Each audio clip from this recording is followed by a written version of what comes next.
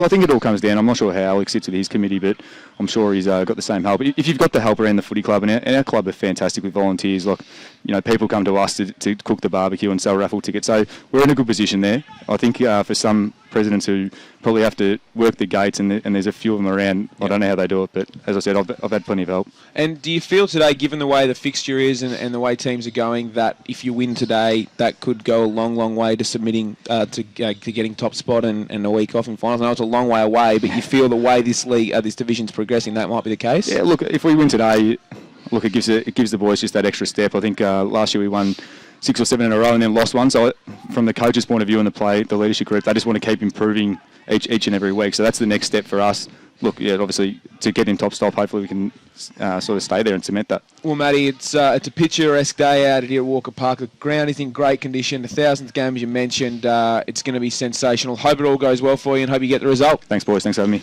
Matty McCubbin, the president of the Mitchum Football Club, Neil Winterton, to join us in just a moment. But, boys, he's doing a really impressive job. He's 7 years now. It has gone quickly. We thought it was less than that. Well, yeah, no, look, he's a great young president, full of enthusiasm. But as he said, look, behind every president there is a committee. And I have great reps for the committees of all clubs, you know, right throughout the 4 divisions in the Eastern Football League, because, you know, they do a lot of work. It's all voluntary, and clubs just wouldn't exist. And let's not forget the ladies as well behind it. You know, the ladies play a very important part in clubs these days.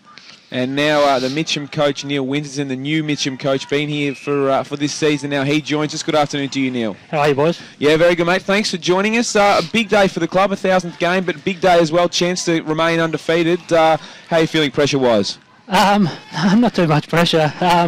It's a bit of a cliche. There's just another game, but you're right. Yeah, it's pretty rare. I'd say you'd go into round 8 with 2 undefeated teams. So, yeah, look, I'm really looking forward to the game just to see where we're at. The Basin have obviously had a really good start to the year, so it's going to be a fantastic test for us and all the boys. Just to see where we're at, to be honest. How have you found the transition Divi 2 to Divi 3? Is there much of a difference? Look, not really, mate, to be honest. The standard is really, really good. So I don't think there's a huge difference. There might be a little bit of a drop-off, you know, with some of the teams down towards the bottom, but certainly you see it every year. The team that wins the flag goes up to Divi 2 and acquits himself really well. So Division 3 is still a really good standard of footy. You've now had 7 games to assess the side. Mm-hmm. From when you walked in the door, do you feel it's a better side, or maybe about on par when you walked in? No, look, mate, we've sort of been speaking about getting better each week. I feel we have been doing that, probably adjusting a little bit to the way that I want us to play as well. So I think we're definitely improving each week, and that is our goal for sure. Neil, I look at both of these sides, your own club in the Basin, and look, there's nothing between them. I mean, every stat we have on here is absolutely easy. But one thing that amazes is they look at the reserves. Your reserves on the line, and there's the 9. So to me, a big drop away in reserves. Do you feel that you have to the club that you have to yeah, we've had a couple of side and we've just like bowlers playing first game and Tuesday. It's by one player. And that just really we probably a couple of close games, but real result well. A really young year last year we had there was a good issue. Either a lot of twos would be last year, exactly basic numbers or abstract so that one and last 2 weeks so there's something got in the news that there's something in there in your footy. We can be forward for that. We'll lose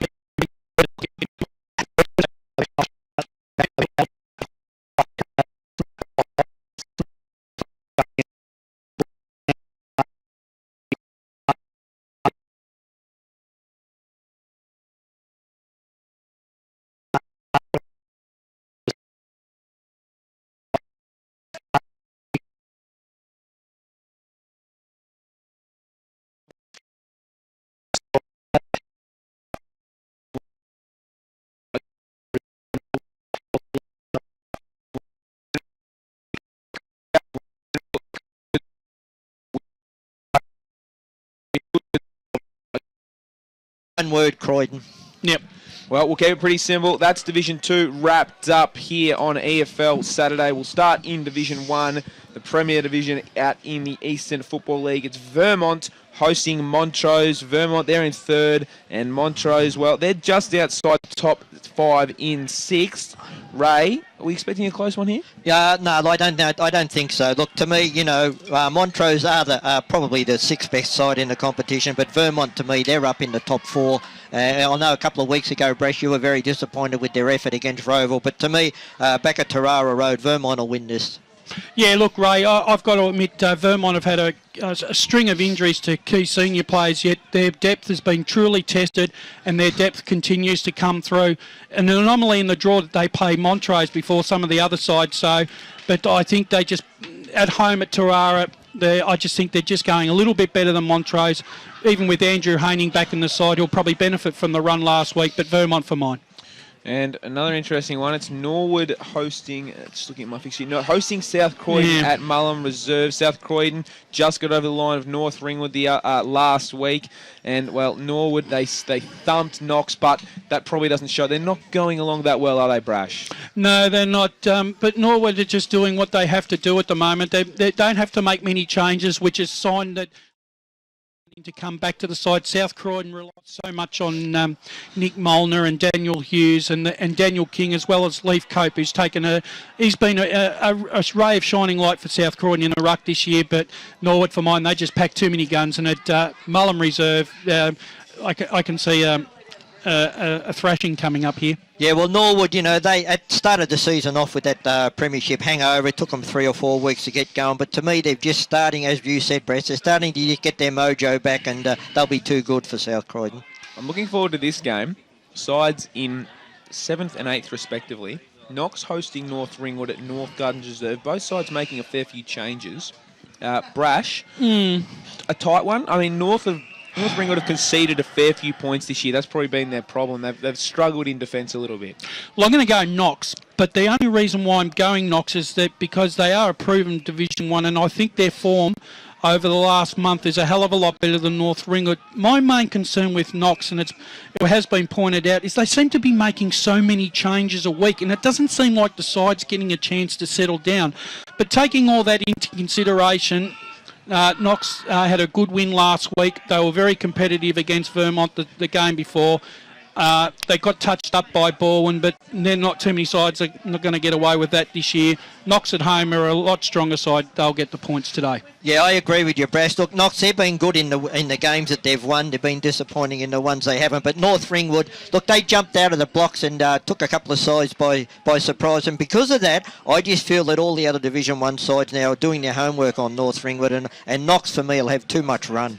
Ray, Roval travel to take on East Ringwood, and looking at the way both teams' seasons have been going along, you feel this could only go one way. Well, you would think that Roval would win, and as I said, I saw them last week. They were in the second half. They were very stiff to get overrun in the last 5 minutes by a very experienced Baldwin side. But let's not forget, Roval dropped this game surprisingly last year at East Ringwood, and I know that the Roval hierarchy are very worried that they don't want that to happen again. They won't be dropping this game today. Well, their mindset last year wasn't on, and I know that Peter Bassonat has expressed this on the players, and I just hope that Roval come to play, and if they do, they'll win this game easily. Well, there's 3 key outs on this side today for East Ringwood: Renton, McGuinness and Lowson, who have kicked the majority of goals between them this year. Those 3 key spearheads out.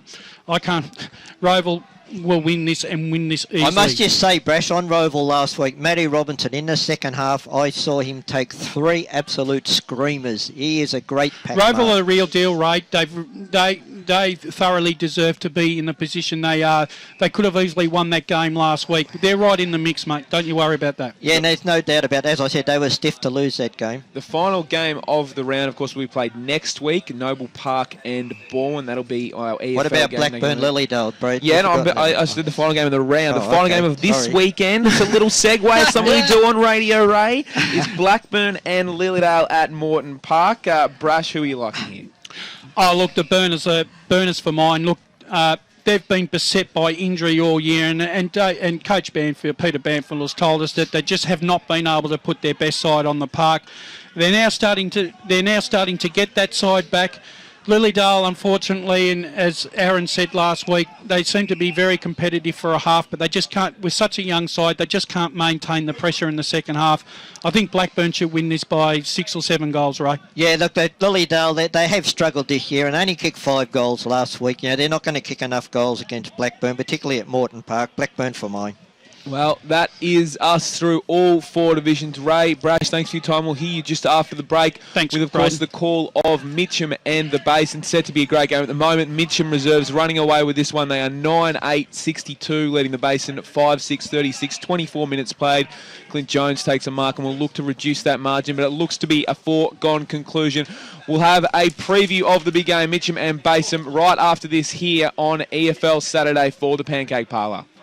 John always said his send-off would be different. He wasn't wrong. He was a fun-loving guy who had a passion for flying. So last week, John's family and closest friends celebrated his life on a charter flight over the Yarra Valley. They took in the breathtaking views, enjoyed a glass of bubbles, and told lots of stories. At Tobin Brothers Funerals, our motto is, if it's legal, it's possible. So celebrate your life the way you want. Tobin Brothers Funerals, celebrating lives. Program sponsor. Hey man. Yeah man, it's crunch time. Is that footy speak? Nah man, it's crunch time at Pancake Parlour with the salted caramel crunch. Oh yeah, house-made warm salted caramel sauce and roasted almonds on 2 buttermilk pancakes topped with vanilla ice cream. Yeah man, it's crunch time at the G and then it's crunch time at Pancake Parlour. So this is footy speak then? I'm just saying man, like the salted caramel crunch would be great to have after a day at the footy. Oh, Pancake Parlour open 24 hours, High Point, Malvern and Doncaster East. Lovely. Program sponsor. What was wrong with you blokes yesterday? You were playing like you'd been stuck in traffic for an hour before getting to the game. Coach, there was a railway crossing gate down for ages. The other mob thrashed us. You ran out of legs. They all have breeze tags, Coach. They use Eastlink. They get to focus on the match rather than focus on inching forward in the traffic. Get a breeze tag and use Eastlink, the quickest way to get around Melbourne's East. Arrive fresher, play better. Eastlink, it's time better spent. Program sponsor. Go live and local every Saturday afternoon for EFL Gameday. He might pull this one down, the big man. What a mark that is. Bouncing ball. Empty goal square goal. Has he snuck it home? Yes, he has. Wonderful goal. From 50 metres out, he might put the first one on the board for the defence. Straight over the goal umpire's head. He unloads from 55. It's a shank off the boot, but it's straight and it's a goal. EFL Gameday. 1 through to 6 every Saturday on 98.1 Radio Eastern. For all things EFL, The Huddle. Good evening, Eastern Football League lovers. One of the punishments is you've got to get a spray tan the Friday night before a game. Oh, nice. Wash all the jumpers. And of course, he is Glenn Archer, and welcome to the program tonight. G'day, Glenn. G'day, guys. How you going? Hello, Glenn. He was up to Dino. He's winning the league BNF, our BNF. How much longer we've got to see Stewie Wine going around in the Eastern Football League? Probably about 1/4. 6 p.m. every Wednesday on 98.1 Radio Eastern. EFL Saturday, it's time for the match of the round. Let's cross to our team and go local for your footy.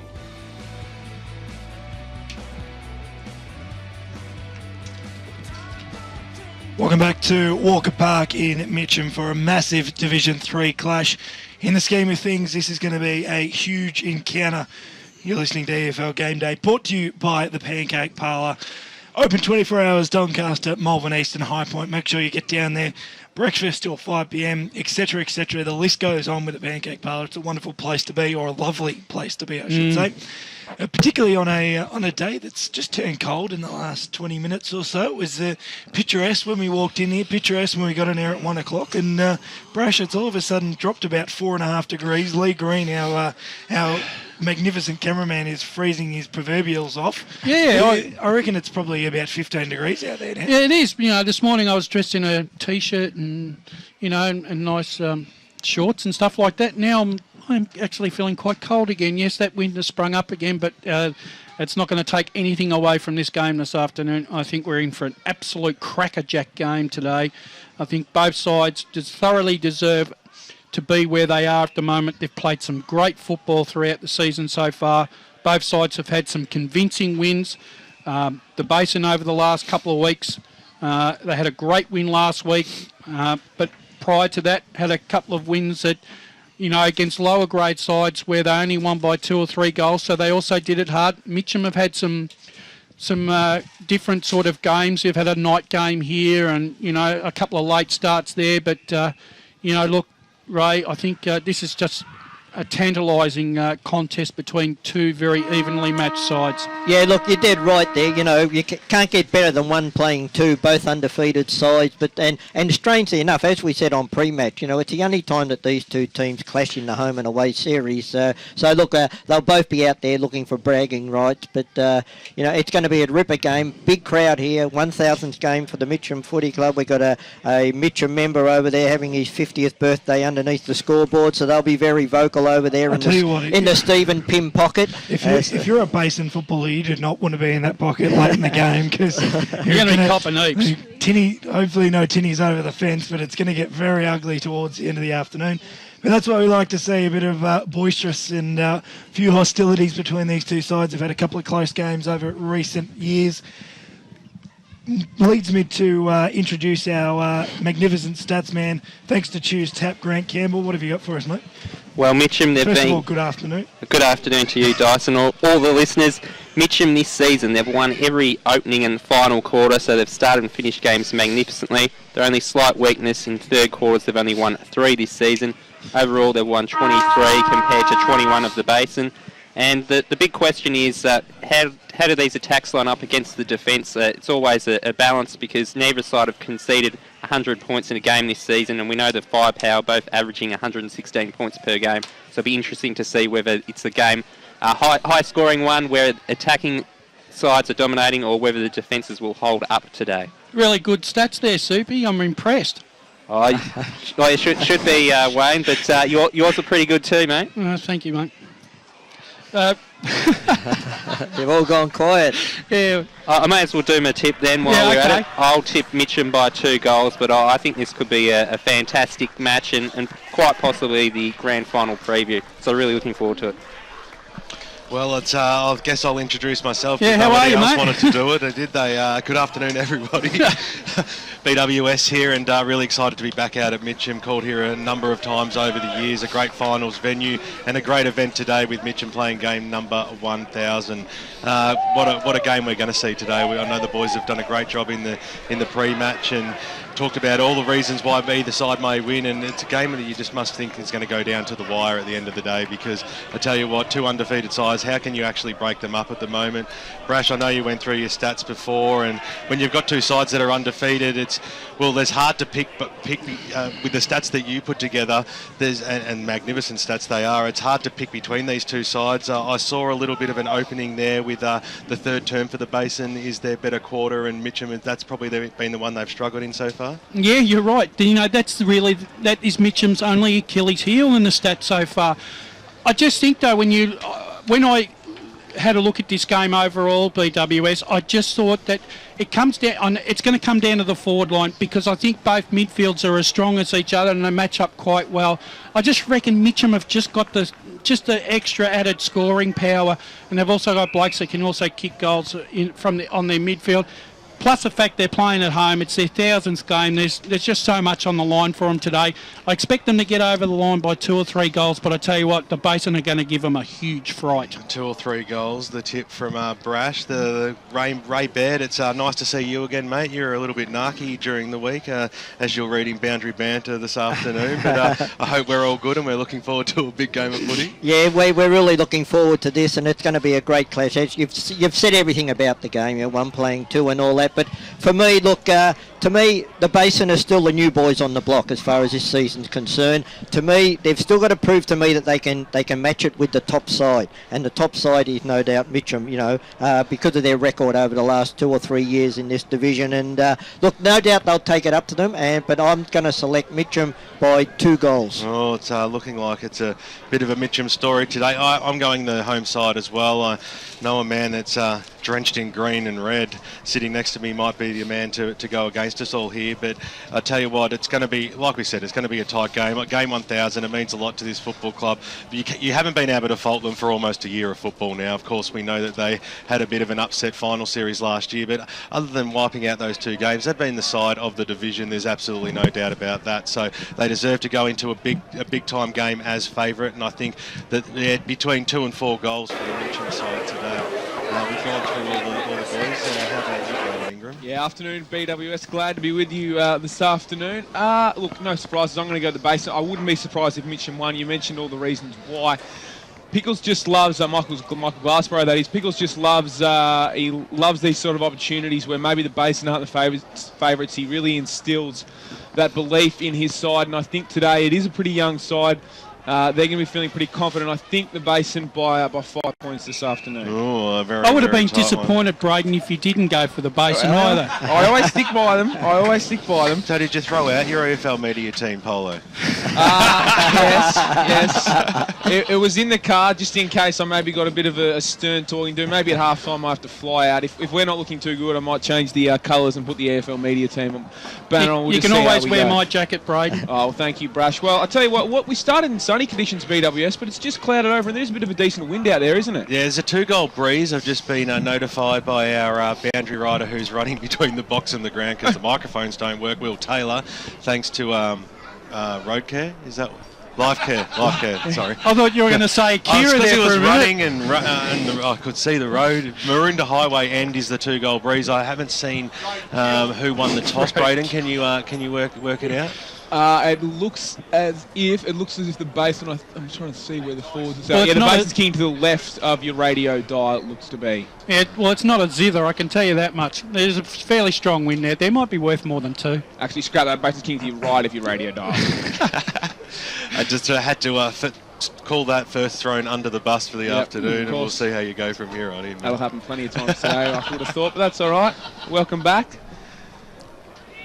Boys, look, I look at both these sides, and as we said, there's nothing much between them. But to me, there's one big X factor in the Mitchum side that they didn't have last year, and that is, and you pointed it out this to him himself pre-match, Brash, that Neil Winterton. His experience around that midfield contest, to me, he's been playing some great football this year, and to me, he's going to be the difference between these two sides, I feel. Well, we're about to get this one underway. Umpire holds the ball off. Mitchum in their 1000th game, hosting at the Basin 2 times, 2 sides undefeated. Pretty even tap there, laying a tackle there was Morris. Ball came down, good couple of tackles early. Umpire will have a secondary ball up.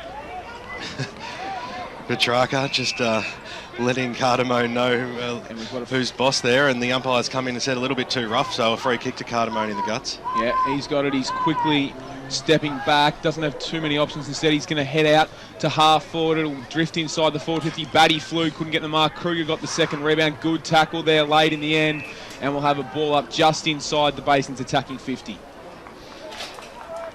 So both teams showing a bit of aggression early. Good tackling, hard. Batty came over the top. One tap kick came out of the pack from Trevor Mills, the skipper, but it's far left out on the full. So Mitchum will have a chance to rebound out of their defensive 50.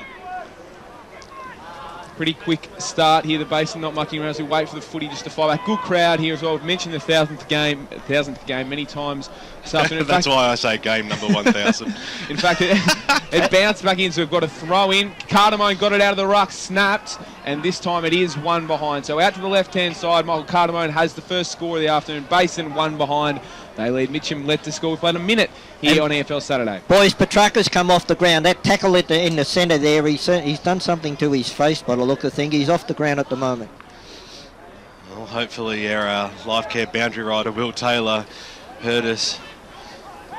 And he can get back to us. A kick in is chopped off by Josh Adams. So it was a bit of a lacklustre kick there by Jack Purcell coming in. So about 50 metres out, Josh Adams. He almost thought he might needed to go on with it, then remembered probably it was a 45-metre arc, so he may as well back himself in here. He set sail for goal. It's a good kick off the boot. Does it have the distance all the way? Yes, it does. First goal on the board to the Basin Football Club. They've had all the scoring early in this game. We've gone 2 minutes on the Bendigo Bank scoreboard, and the Basin are 1 goal, 1-7, and the Mitchum home side are yet to score. Yeah, not a lot in that goal. Look, it was a shocking kick out by Purcell there, and it went into Adams' arm, and he's gone back, as you said, 45 metres out, 45-degree angle, straight over the goal umpire's head. Back in the centre to be Malik from the Basin and Higginson to go at it. And both sides missed it. Ball came out and they're going to go forward. Not a great kick. Player slipped over. Out on the far side of the wing. They'll head inside 50 here. Mitchum.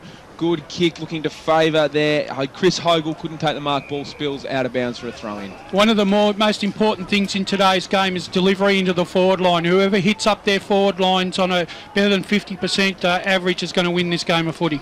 So ball back inside into play. Mitchum just in their forward 50. Came over the top. It was Malik. Won the tap, but to no one's real advantage. Handball came out. No, didn't slip the tackle instead. And handball back in was looked to be David Searle, but messy at the moment. Malik got it, handball out, gave it to his teammate there in Aaron Brown. He's getting plenty of direction. Mark was dropped there by Mitchell. Max Kruger tried to pick it up. Mitchum can head back in. Nick Higginson's got it. Couple of handballs off, finds Julian Petraka. Ball back in board, and now Mitchum, they're going to rebound inside forward 50. Good kick. Got pushed out of the contest there, though, was Watson. And Malik, he gets a handball. That's still in the centre corridor. Ball found Cardamone. Going to have to move the ball quickly. Gets it off to his teammate there in Daniel Price. He snapped around his body just in time before being tackled. 2-on-1. Kruger's got Batty over the top. He wants him inside the forward 50. He can turn around, swing around onto his right, and it's not a great kick off to the left-hand side. One behind. The Basin, they are 1-8, leading Mitchum yet to score. We've played 3.5 minutes here in the first term. Electric start, I reckon. Yeah, it's got a bit of pressure. It's from been both a good sides. start, but I think Andrew Batty should have kicked that goal because on the back of some really good play there by Max Kruger. He's a gutsy player. He'll always give a contest. So Purcell goes for the percentage kick this time. His target out there was Whitnish. Couldn't quite pull the mark in. Tapped towards the boundary line, and players asking for on the full, and it came off the boot in the end there of Daniel Price. So free kick will go to the Tigers, half back line. Winterton short. Might go that option now. He'll have to put up a fight because Kruger came in over the top, created the spoil. That was good play. Here's Smith on the right boot. Thumps it up towards a half-forward line. Nobody's home, though, but Glossop is for the Mitchum side, and he takes a strong mark. Wants to play on pretty quickly there. Gets the handball over to Joshy Bell. Swings it out to the far side of the ground. A good mark out there taken by Johnson, and the Tigers are moving the ball nicely up towards the wing position. Good spoil there by Cripso for the Basin. Got it away to Morris. Stops, props, little dribbly kick. It was to no avail, and Mitchum will be able to get themselves out of this one. Kick up towards the wing position where Faulkner takes the mark. He'll go back. There's a lot of bears inside that forward arc for the Mitchum. So you've got to size up the options. A kick up towards a half-forward line, and falling into the hole nicely there was Aaron Brown. So the Basin across centre half back. Kruger's by himself asking for it. Elects to go to the far side. So big kick out towards the wing position. It was a 2-on-1 situation there. Batty had to put up a pretty big fight, and he knocked it over the boundary line and out of bounds for a boundary throwing. Got an early score from East Burwood. It's East Burwood with 2 goals, Waverley Blues 1 behind. Just so you're aware, boys, Josh Lee in our records, number 22, wearing number 66 today. I'm pretty sure long sleeve. Josh Adams trying to get the ball out of the contest. Did well. Feigned tackle, holding the ball surely. And indeed, tried to take on 3 Mitchum players. He tried to look at the quarterback situation out the back of the contest. Didn't have much luck. David Searle getting the free kick about 80 out from goal. He goes short. Over the top, finds Neil Winterton, it looks to be. Indeed it is. He's 60 out from goal on the scoreboard side of the ground, looking for options. Not too much movement in the forward 50, and he says, go long, boys, I'm going to pump it. That's exactly what he does. Basin got plenty of men behind the contest. Good mark coming over the top, and it is Jared Whitney. Sensational. Basin probably should have done a little bit better there, boys. They had net numbers there to go up, but indeed a great mark by Jared Whitney. He'll go back 20 metres out, almost directly in front. Yeah, very disappointing by the Basin backman then. Whitnish, he came from the side there, right across in front of the pack, and there was no body contact whatsoever. So he'll go back, and he should kick this, and it's the first time they've really penetrated a 50-metre arc as well. Wearing the bright yellow boots, he'd want to kick this one for sure. He comes in on the left, it's out to the right, it hits the right hand upright, the behind post. And that's a disappointing kick there from Jared Whitnish. Mitchum, they are 1 behind. The Basin are 1-2-8. We played 6.5 minutes in the first term on EFL Saturday for the Pancake Parlour. So a couple of shots on goal now for Mitchum, just to square the ledger. Kick goes into the middle of the ground, and it was a good mark too taken. Jaden Brown. Thought it might have been Jones there, but I'll go with Jaden Brown. You're the Bears expert. It was him. Kicks out wide. Good kick too. Thompson takes the mark. Wants to get on with it quickly though, and spots up a target in Mitch Rule. So clean disposal thus far for the Basin side. Short passes on, and I most certainly mozzed them there as The mark has been chopped off across the half-back line now. Braden Cross has made a bit of space across the half-back line, kicks it up towards the wing position. Warnes there, needs to trap the football. He cannot, and over the boundary line it goes for a boundary throw-in. In fact, that was Jaden Hogle chasing after it. Josh Adams right on his hammer. So we've gone 7.5 minutes. 7 points is the margin. Pye throws it in. Adams on hands and knees, scooped out a handball. Malik couldn't quite pull it in. Pye has paid a free kick though. The Bears might get advantage paid here. Good play there by Thompson, who wastes no time, dumps the ball long. It's a big kick. Purcell is back there. He managed to tap it to himself and then threw for a behind. And a minor score is the result on the Bendigo Bank scoreboard. 8 minutes gone here on EFL Game Day, 98.1 Radio Eastern. It is the Bears leading 139, Mitchum 1 behind. A couple of times the Basin side maybe just blazed away as a short kick comes back into play. Mark taken there, it looks to be by Glossop. Will take his time and head short, finds his coach winning and drop the mark. Mitchell gets it off to Kruger, he's 45 out, darts. Gets around a few, it's out to the left, and it's tapped over the line. Had an opportunity there, but Kruger got the shot off, and the Basin now 1-4-10, Mitchum 1 behind. The Basin are creating lots of opportunities up there, but they're not scoring goals, so it could be costly later on. Keep us informed around the grounds today at Footy EFL on Twitter, where we'll keep all the fans up to date as the scores come streaming in right throughout the afternoon. Mark's been taken by Winterton for Mitchum. Good match up here. Trevor Mills and Neil Winterton going head to head. Yeah, spot on, Brash. Short passes on, holds deep wild, takes the mark. What the Basin's doing, they're forcing Mitchum to go short because they've got that wall across there. Well, Vaughan had to stretch and he takes the mark. Moved up to the wing position right in front of the interchange bench here.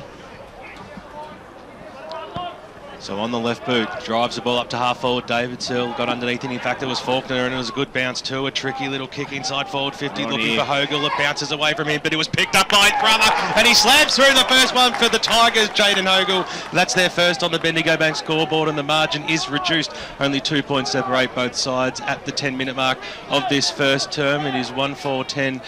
The Basin 1-1-7. It's 3 points. How often do we see that, boys? The Basin had the ball up on their forward line for, a good 3 or 4 minutes, and then it comes down the other end and the opposition kick a goal.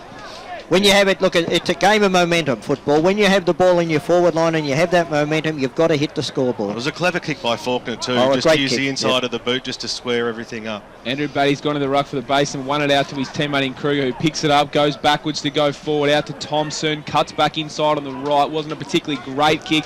It's going to favour Mitchum on the outer side, missing the ball though in the end. Looked to be Bell. Ball's going to come back in with interest. Leading up there, couldn't take the mark there, was Jones. And now they can rebound here off the fence here. Mitchum, the ball's going to come out high. Ball tapping it out there was Cutterman. No, it stayed in. Kruger will get a chance. Bombs it long. 3-on-1 contest. Oh, dropped.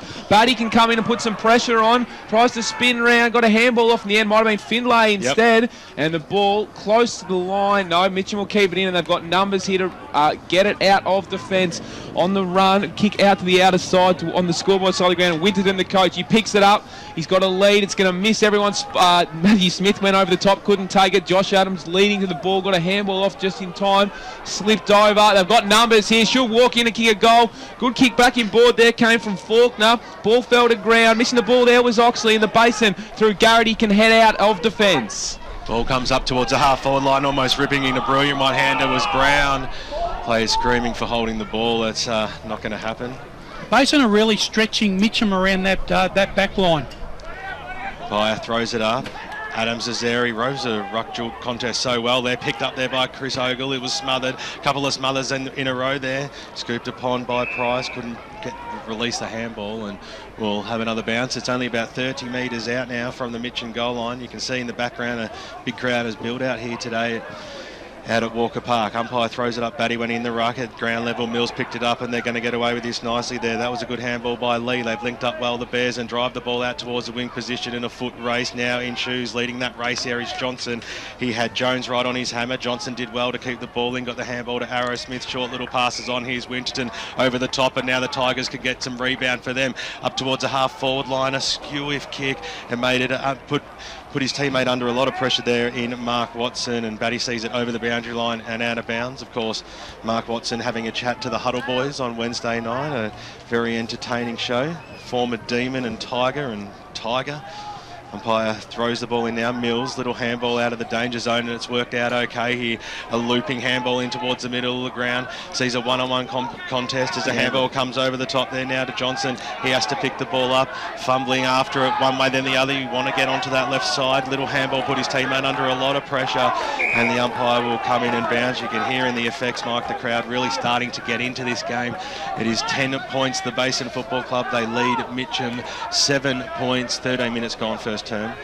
Disposal efficiency has probably been the disappointing stat from both sides at the moment. Brown for the Basin got the clearing kick, and now it's Rule. Picked it up, got it out to Adams, who got it back to Jaden Brown. He'll get it inside 50, looking for the young man. Lockie Cripps has a free fly. Man came over the top, and it's a free kick for in the back. It's there. Josh Lee takes... Josh Lee. And luckily the umpire's pulled it back. He picked it up on the run. That was a shocking kick.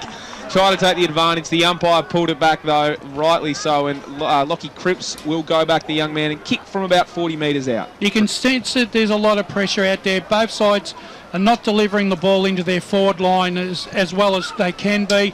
The Basin have had a lot more opportunities to be further in front. Grant Campbell, thanks to Choose Tap. After this kick, it'll be 26-13, the contested possession count in favour of the Basin. So Cripps on his way and been a little bit wayward here to start the Basin. The umpire working the right-hand side. It's a lovely kick from the young man. He is an absolute gun, and he has extended his lead. They are 2-4-16, leading the Basin 1-1-7. We played, leading Mitchum 1-1-7.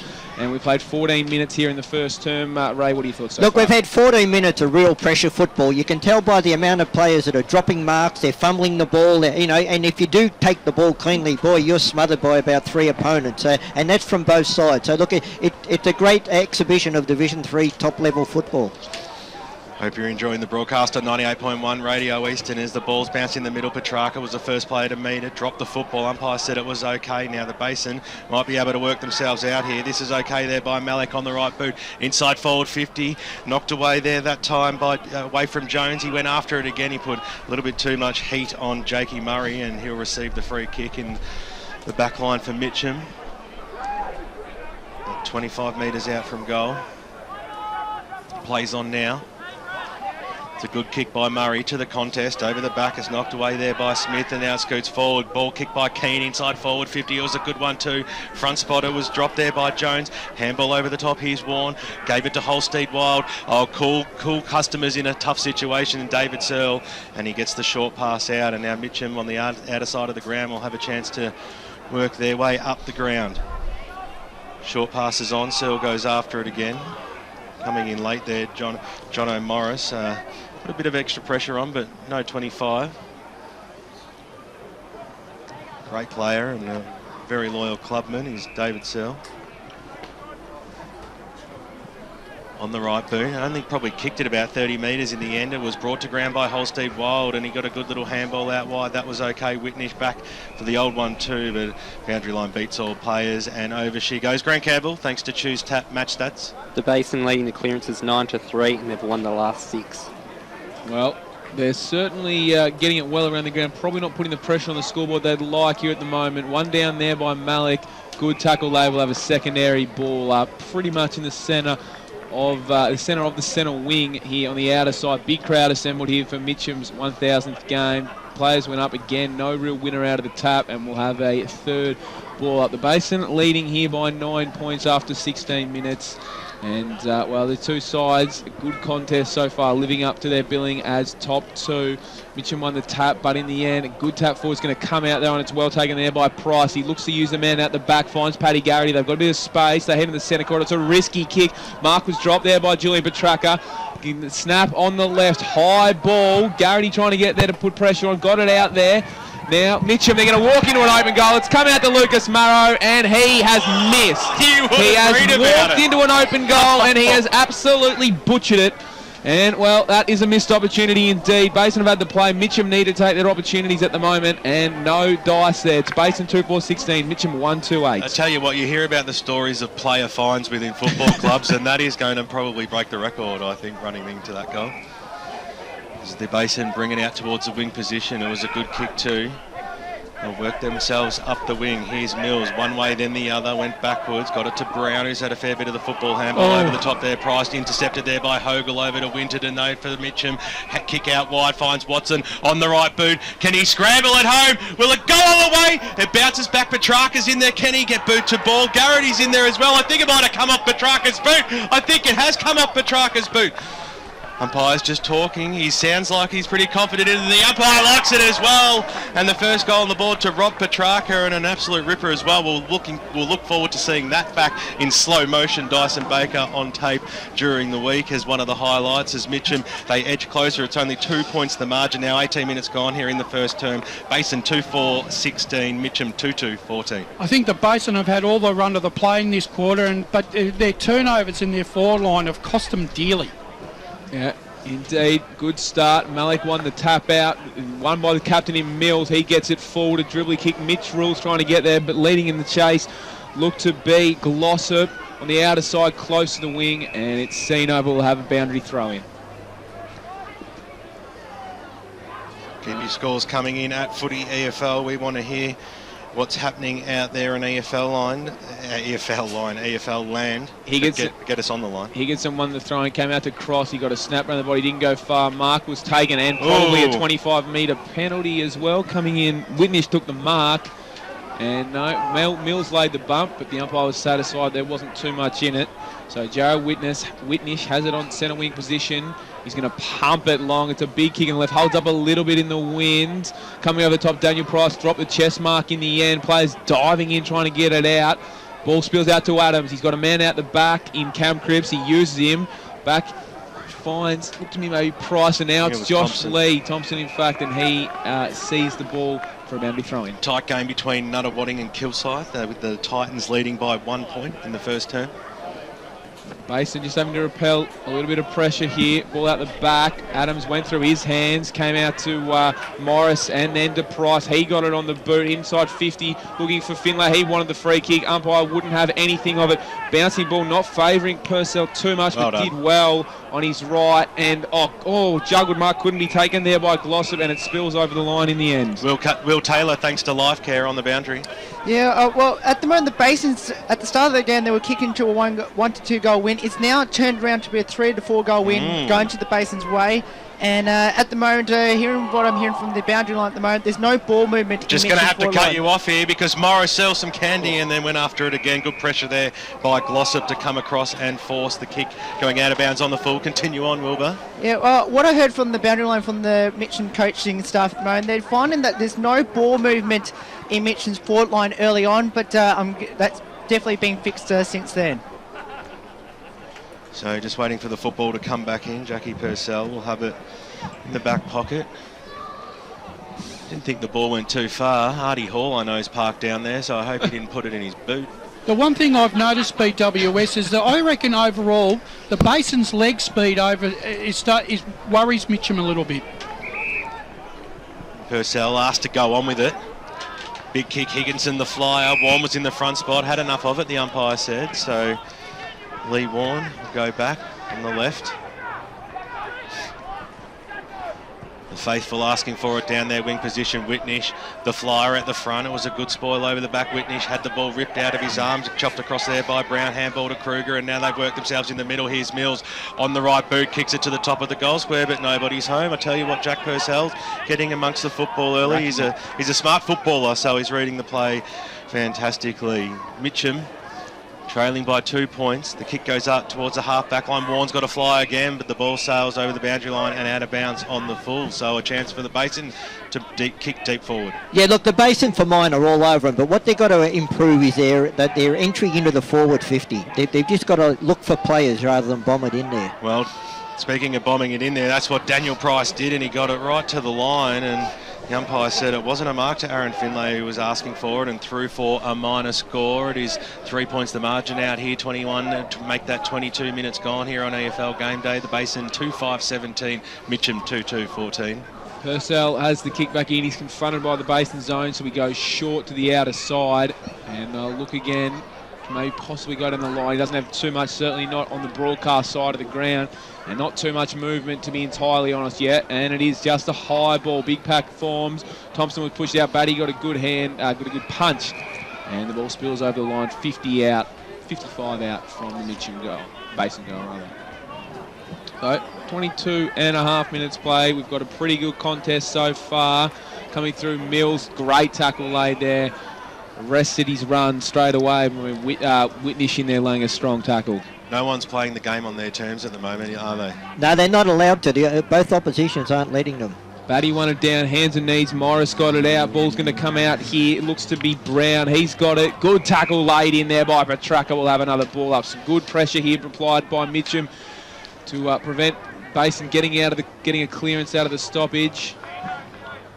Up again, Higginson coming, but Brown won the third man up. Ball comes out there to Whitnish. He'll get it out to the outer side. Mark will be taken up. Oh, dropped in the end. Had time. Josh Lee put the pressure on. Cardamone snaps one in ball. They got numbers through. Mills' hands found Buddy. Back to Kruger. Should kick this one, and he has booted it from 25 out. Good bit of play. A little bit scrubby in the end. Mitchum probably had time there to get it out, Ray, and they did in the end. And Mitchum Basin extend their lead to 9 points. 23 minutes played in the third term. Yeah, there was nothing pretty about it, Braden, at all. But look, a good goal, the Basin. One they had to get because they've had it up there, for the last 3 or 4 minutes. Frank Campbell, thanks to Choose Tap Match Stats. Inside 50, 16-8 in favour of the Basin, and the clearance is now 15-4 their way.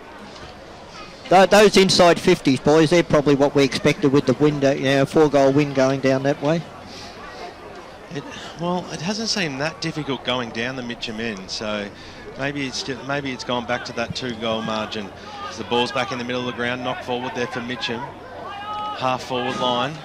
Coming in there was Adams, couldn't release the football. Petrarca's in there too. We'll have a bounce 60 metres out from goal. Mitchum looking for the quick answer. This quarter, 24 minutes in. 3 to 5 minutes left in the term, you would expect. Faulkner will go up this time against Malik, who got the knockdown, and go after the football again. Almost caught one in the back. The umpire said it was okay. Stacks on the mill, and he just doesn't want to run in and bounce at the umpire as play continues. Good tackle by Whitnish, and eventually we'll have that bounce. 23 plays 14. Keep the scores coming through on Twitter at Footy EFL. Nicely done there by Adams. Handball into the middle of the ground. Well, he put Brown under a fair bit of pressure, but it was up to the challenge and to draw the free kick, so that was good play because he certainly copped one on his way down. Mark's been taken in the guts by Matty Smith. Takes his time, just pokes the football up in the end. It was a little bit of a hospital kick. Ball hits the deck. Scooped upon there by Keane, who lost the football. Nicely done there by Cross, who linked up a handball, winning an inside forward 50. Oh, good kick. Oh, it was a spot-on kick, wasn't it? And Ogle takes the mark about 40 metres out from goal. Yeah, look, a great vision there by the captain coach of Mitchum. Terrific pass. So Jaden Hogle has already kicked 1 goal in this term. They need this one, though. Well, they do. It's been a pretty even quarter, so it'd be fair to say this one does deserve to go through. We'll have practiced this sort of a kick many times at training, but, well, he certainly wants to make do of it, doesn't he? As short passes on to his brother, and I was about to say he would have done this at training many a times. I bet they've done that in their backyard even more times, as it'll be Chris Hogle to line up from about 20 metres out, almost directly in front. But it was poor work by the backman there of the Basin. They should have been wary to what was going to happen then. Nothing like a bit of yin and yang, isn't it? Chris Hogle comes in now, leans over the football, and the goal umpire does not move. So that's the 3rd goal on the board to the Mitchum Football Club. 5 goals, 2-20, trailing by 3 points. The Basin 3-5-23. A little bit of how do you do in the forward arc, but nothing untoward. So back to the middle it goes. It's a fantastic game, and it would seem that we've chosen out here today, Braden. And well, who can get the next answer? Yeah, exactly. You'd feel that Neil Winnan is probably pretty happy with how his troops are going, considering they're battling against that breeze, and considering the way Basin have had maybe little periods of dominance in their forward half. Ball came down there, though, to Watson. He got it out, and the kick's going to come inside 50. Looking to favour it there is Holstead Wild. He's got pressure there from Smith. He beat him on his left. It's Petrarca inboard. Got a hand to it there, and Oxley's trying to get it out of defence. Smith tapped on a clever tap on, and now they're out through the skipper in Mills on the wing. Lovely lead up and mark there, taken by Jones. He's got time, looking to swing around on his left. He just unloads. Who's down there? Batty. Ball might spill out the back to Thompson. Cleaned up well there in the end there by Petrarca. Ball's going to come out close to the boundary line, and we might have a ball up here, and indeed we will. 15 out from the Basin goal. A bit of slingshot footy there, boys. Considering the amount of possession the Basin have had in this quarter, I don't think Mick Glasper would be too happy at quarter time. Ball thrown up, pretty even tap. Diving in there was Whitnish, laying the tackle, another ball up. So we've played 27.5 minutes, 6 goals for the entire quarter. You wouldn't think there'd be too much left. Batty went up with Whitnish. Snap came around the body. It's Scrappy trying to trap it there. Looked to be Hogle. Yep. So the ball came into Cam Cripps. Got a snap there from Keane. If this goes in, it's not. Mills going to come round, and a mark's taken well in defence there by David Surley. Can clean up here out of the back line. He goes short, and they might have a bit of run note. Kruger will prevent that. Mark there taken by Purcell. So he'll just hold up pretty content just to take a couple of seconds off the clock. Big pack forming down the line on the scoreboard side of the ground. Umpire calls play on now, and Searle just unleashes a very high ball. Pack form, siren sounds. Well, a pretty intriguing first quarter, and nothing less of what we expected considering the quality of the two opponents.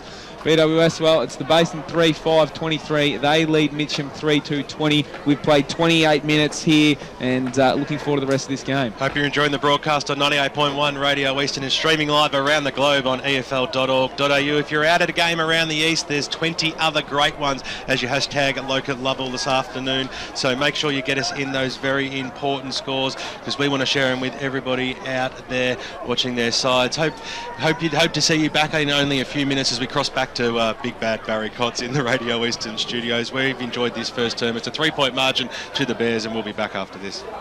Jenny's family and friends turned up in their 60s gear.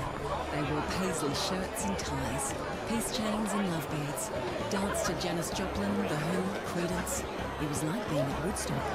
It was exactly how Jenny wanted her send-off. 13 and Gold Coast, as 15 Church as 10 and Bennell as 9. Now the other games are being played this afternoon, and there's one up there being played at Tregear Park, which is in Alice Springs, and it's Melbourne versus Port Adelaide, and it's the end of the first quarter, and it's Melbourne 3-2-20 leading Port Adelaide 1-2-8. The goalkeepers for D, Hogan, Lumumba, and Mr.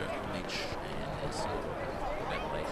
It's Schultz, best possession getters for the team so far is Jones with 11, Grimes and Peterson played each, and for Port Adelaide, Broadbent and even with 7. Afternoon gets underway at 25:05 at Saturday at State of Docklands. The game is between the Western Bulldogs and GWS. Keep up AFL scores right through afternoon. And in just a moment, we'll return back to Walker Park for our game today between Mitchum and Basin. We've got ourselves a big advantage this weekend. I'm going to take coach. No, who said anything about tanking? It's what you'll save on the tank. I want you all to go out and get a breeze tank.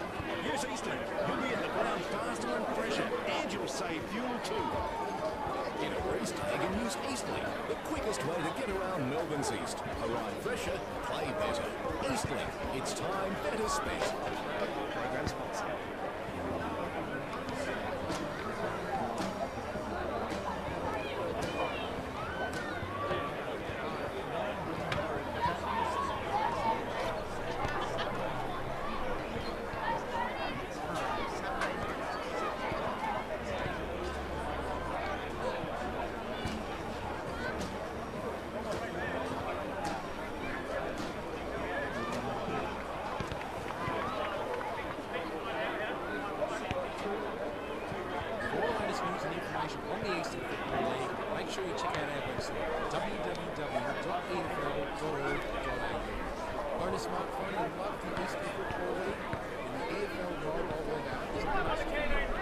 visit m.efl.com.au to access fixtures, results and ladders for all seasons of page. You can also receive live around-the-ground scores every Sunday right from and contribute to the mighty EFL Bowler Online. Download the EFL mobile web app to get a live and local feel for the season right from Saturday Game Day continues. Let's head back and go local. Your footy. Welcome back to Walker Park in Mitchum, and what a game we've got in our hands. Bit of a topsy-turvy first quarter, but pretty equal in the end. It's currently the Basin 3-5-23, leading Mitchum 3-2-20. I reckon there's about 500 to 1,000 people out here today. It's absolutely packed, and why wouldn't it be, as you love it local for your Eastern Football League action this Saturday afternoon. Grant Campbell with all the Yarra Valley Water Tuesday match stats. The stats suggest the Basin should be about 3 goals in front. They won the clearances 16-7, the contested possessions 43-29. Not much in the kicks, Mitchum winning it 51-45. The Basin dominating the handballs 49-23. They had 17 inside 50s to 10. But a point Ray Baird was touching on earlier, they haven't really utilised those. They've only taken the 1 mark inside 50, with Mitchum taking 3. Plenty of action going on right across the eastern suburbs of Melbourne. Quickly run you through all the games going on, and plenty of interesting scores as we start Division 1. And it's Blackburn 5-4-34, leading by 34 points to a scoreless Lilydale at quarter time. East Ringwood lead by 2 points over a goalless Roval. North Ringwood lead by 20 points as Ray Baird almost has a heart attack. Lead by 20 points over Knox at quarter time. In Division 2, Doncaster lead by 46 points. Their total score is 46 points. Bayswater kept scoreless in that term. Mooralbark lead by 6 points over Mulgrave. Doncaster East lead by 11 points. Dean Limbach has 2. East Burwood lead by 27 points over the Waverley Blues. We know what they can do though. In Division 3, Templestowe lead by 20 points over Ringwood. Heathmont lead by 5 points over Sylvan. The Basin lead by 3 points, obviously, over Mitchum. Boronia lead by 9 points over Whitehorse. And Gully lead by 15 points over Park Orchards. So we're about to get this second quarter underway, and indeed we have. Tap was run there by Higginson. Oh, diving in, trying to get the ball there. Looked to me they warned. Daniel Price under pressure, dropped the footy cold, holding the ball. Mitchum's free kick. They won't muck around here either. Ball whiz with Chris Hogle. He's a little bit unsure. He's going to put it about 20 metres out from the square. Got a lead. Great kick. Pass. Great mark there taken.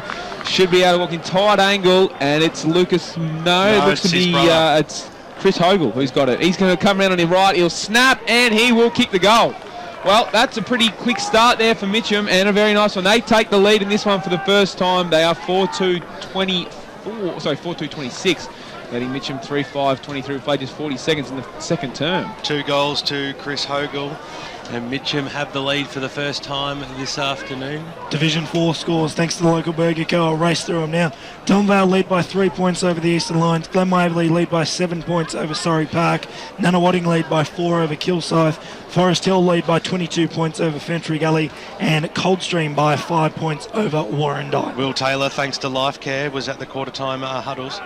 Yeah, we'll start off with Mitchum with Neil Winterton, and all he pretty much did was it was great pressure in that second half of the first quarter, and the only problem that he saw in that first quarter with Mitchum was the stoppages, and the Basin had too much run, too much carry, and at every single stoppage it's killed them in the last in that quarter, and in this quarter pretty much used the ball well and used the win to our advantage. Ball goes over the boundary line, centre wing position.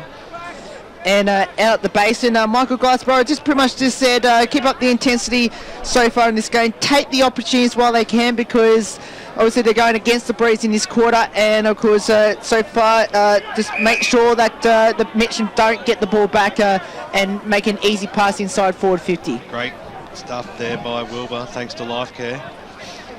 So free kick to Aaron Brown. Short passes on. It's okay, Batty takes the mark.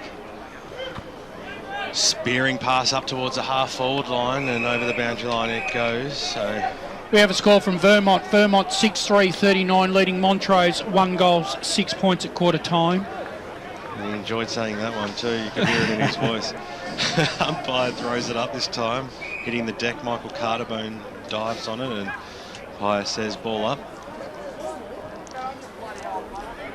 the Basin going against the breeze in this term, through the arms there of Kruger, through the arms there of Brown, but it came scooped out wide there, Daniel Price, who tried to take on 2 Tigers and was brought to ground. Whitnish and Searle had him wrapped up, and we'll have another bounce right in front of the fantastic grandstand out here at Walker Park. Always creates a great atmosphere. Petrarca, a little handball to Searle, who had spent it before he had it. Handball out wide. The Basin might be able to get themselves out of this one. Comes in and says a little bit too high on the senior coach Neil Winterton, and he'll go back and restart play there for Mitchum. Winterton's been a very good player so far. And a very good player for a very long time, and it's a big game for the football club. It's a big game for both clubs. Handball out wide. I was looking for Morris. It came away from him. Bouncing football. Smith is right there on the boundary line. He might have copped one in the back. The umpire said he did. That was a poor tackle there by Robbie Petrarca. Matty Smith. Ogle not making it easy for him. Not going to give him the ball back. It's basically against the rules as the kick goes up towards the wing position. Brown's the target, knocked away then by Johnson. Knocked on beautifully. Now the Bears might have a little bit of a run here. Pies said it was play on. I thought there might have been a push there on Trevor Mills as he was trying to trap the football, but all is fair. And once again we'll have a bounce about 70 metres out from the Basin goal line. Mitchum got the first goal in this term. They lead it by 3 points. Winterton, well, he took him on and he didn't have one hand and got brought to ground. That's almost holding the ball, I would have thought. I said no. Knocked down once again. Here's Searle, who definitely cops one high, and he'll start the play for the Tigers across the half-back line. So Searle looking in ball, but he'll just go short here, and he will find it is Petrarca. He's got Higgins in ball, but instead he'll pump it, getting onto that Smith inside the defensive 50. Went straight through his hands. He absolutely butchered that one. Now they've got a chance to run into an open goal here. Mitchum fumble, but walking in, should kick the goal. It's Braden cross, and the Basin made a meal of that one.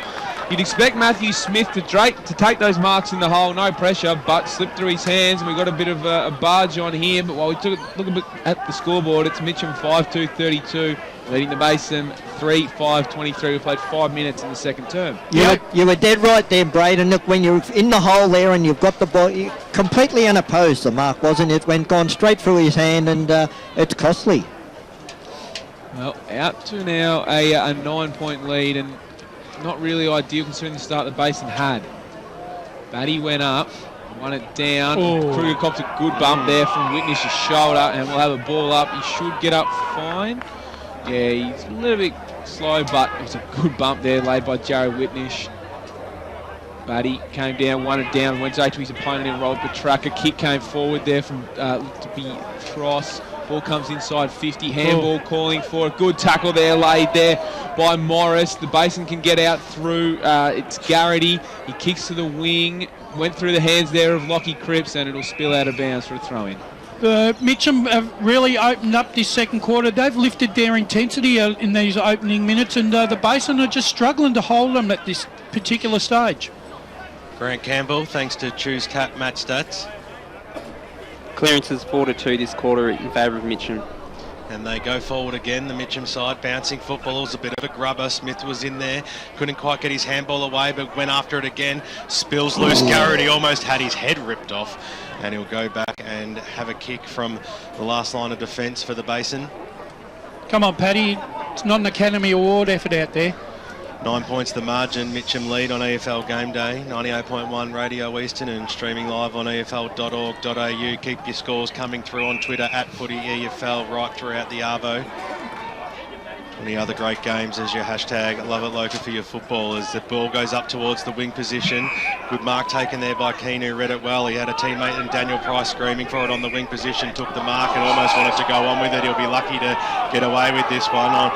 He fumbled it and conned the umpire into it. I think it was fair. Spearing passes on. Mark's been taken by Cardamone. They gained about 15 metres, but they asked 2 kicks from goal. Looks like Cardamone might go the long option. Pops the ball up inside forward 50. Intended target there was Jones at the fall. The ball was picked up there by Cripps. Gets it back. Here's Jones now on the Brown, at the top of the goal square. It was Skew picked up by Glosser, who bangs it on his boot out towards the Winterton direction. Needed to get a fist on it. Right on his hammer there was Adams diving over the football to Trevor Mills, and will have a bounce right in front of the Mitchum faithful, mixed with a bit of Basin as well. We'll call that the Basin faithful.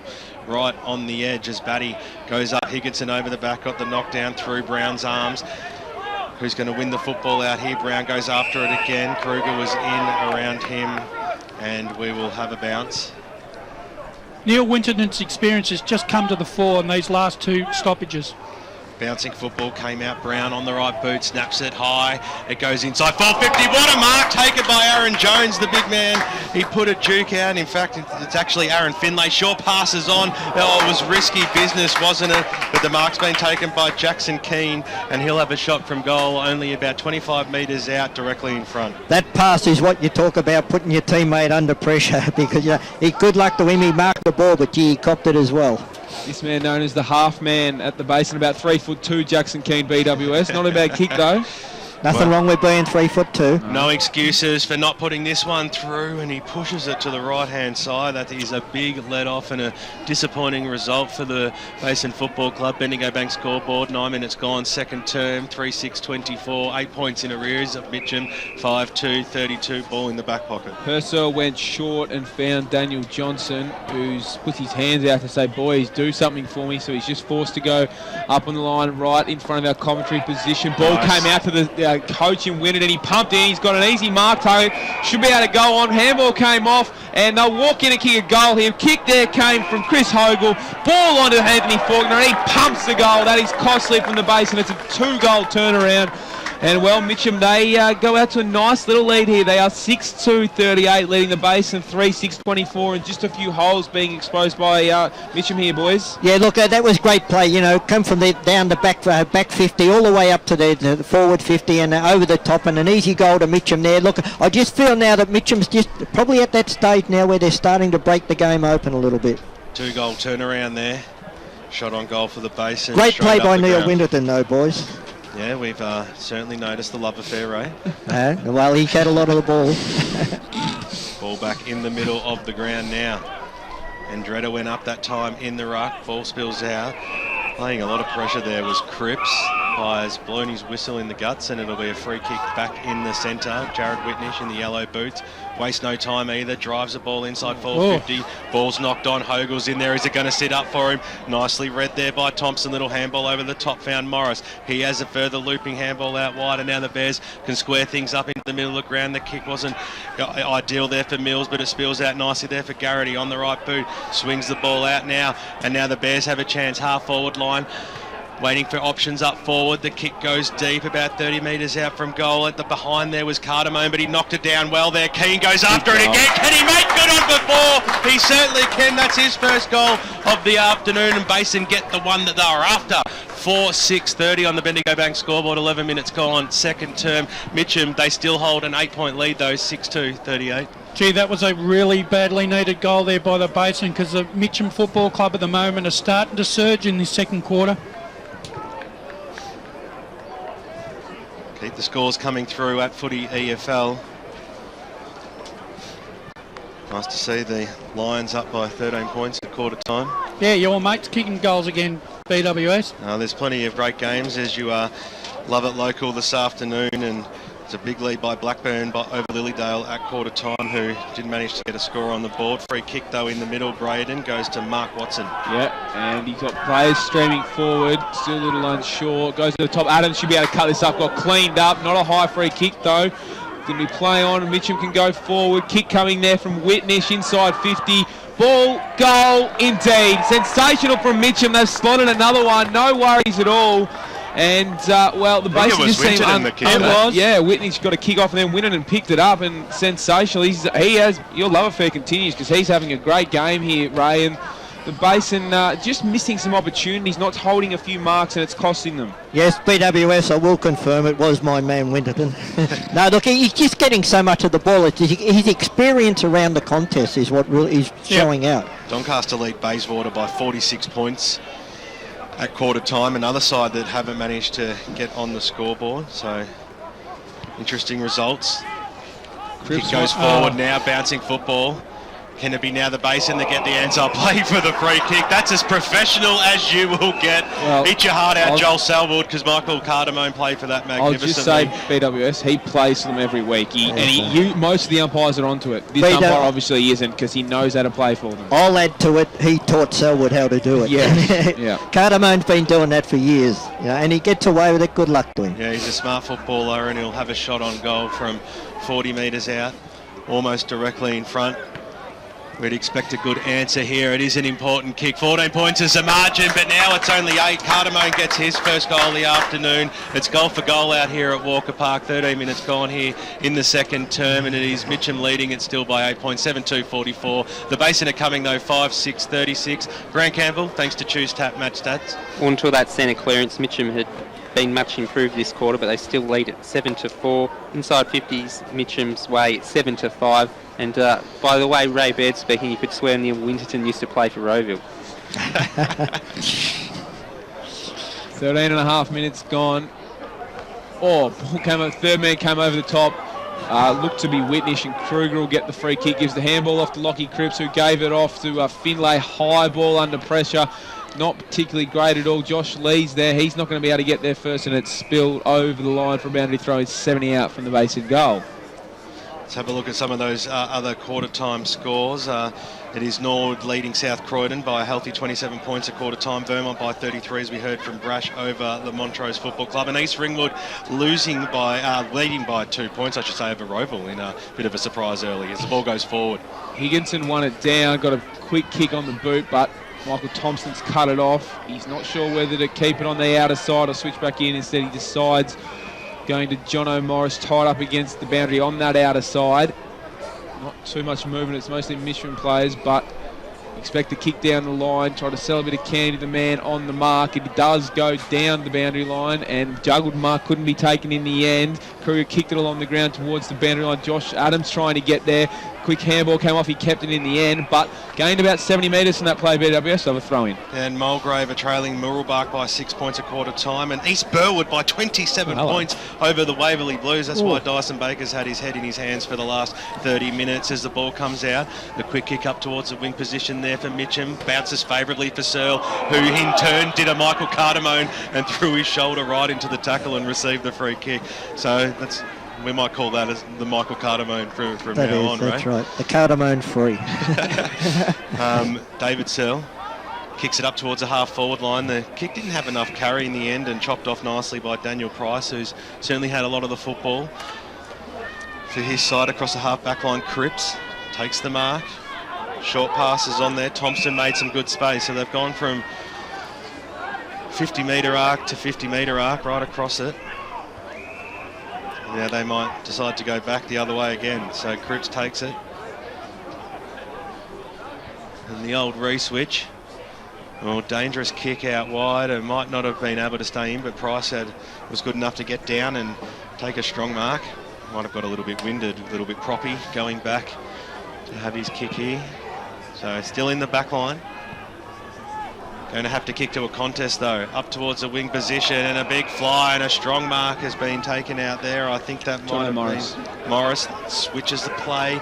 Oh, it's risky business in there through the arms of Oxley. Back there is Thompson. Help was in there for support. And Mitchum, the pressure up the forward line, Brash, over the last couple of minutes for Mitchum to keep the ball up there has been impressive. It has been since quarter time. They've lifted their intensity, BWS, and the Basin are starting to feel the heat. Throws the ball up now.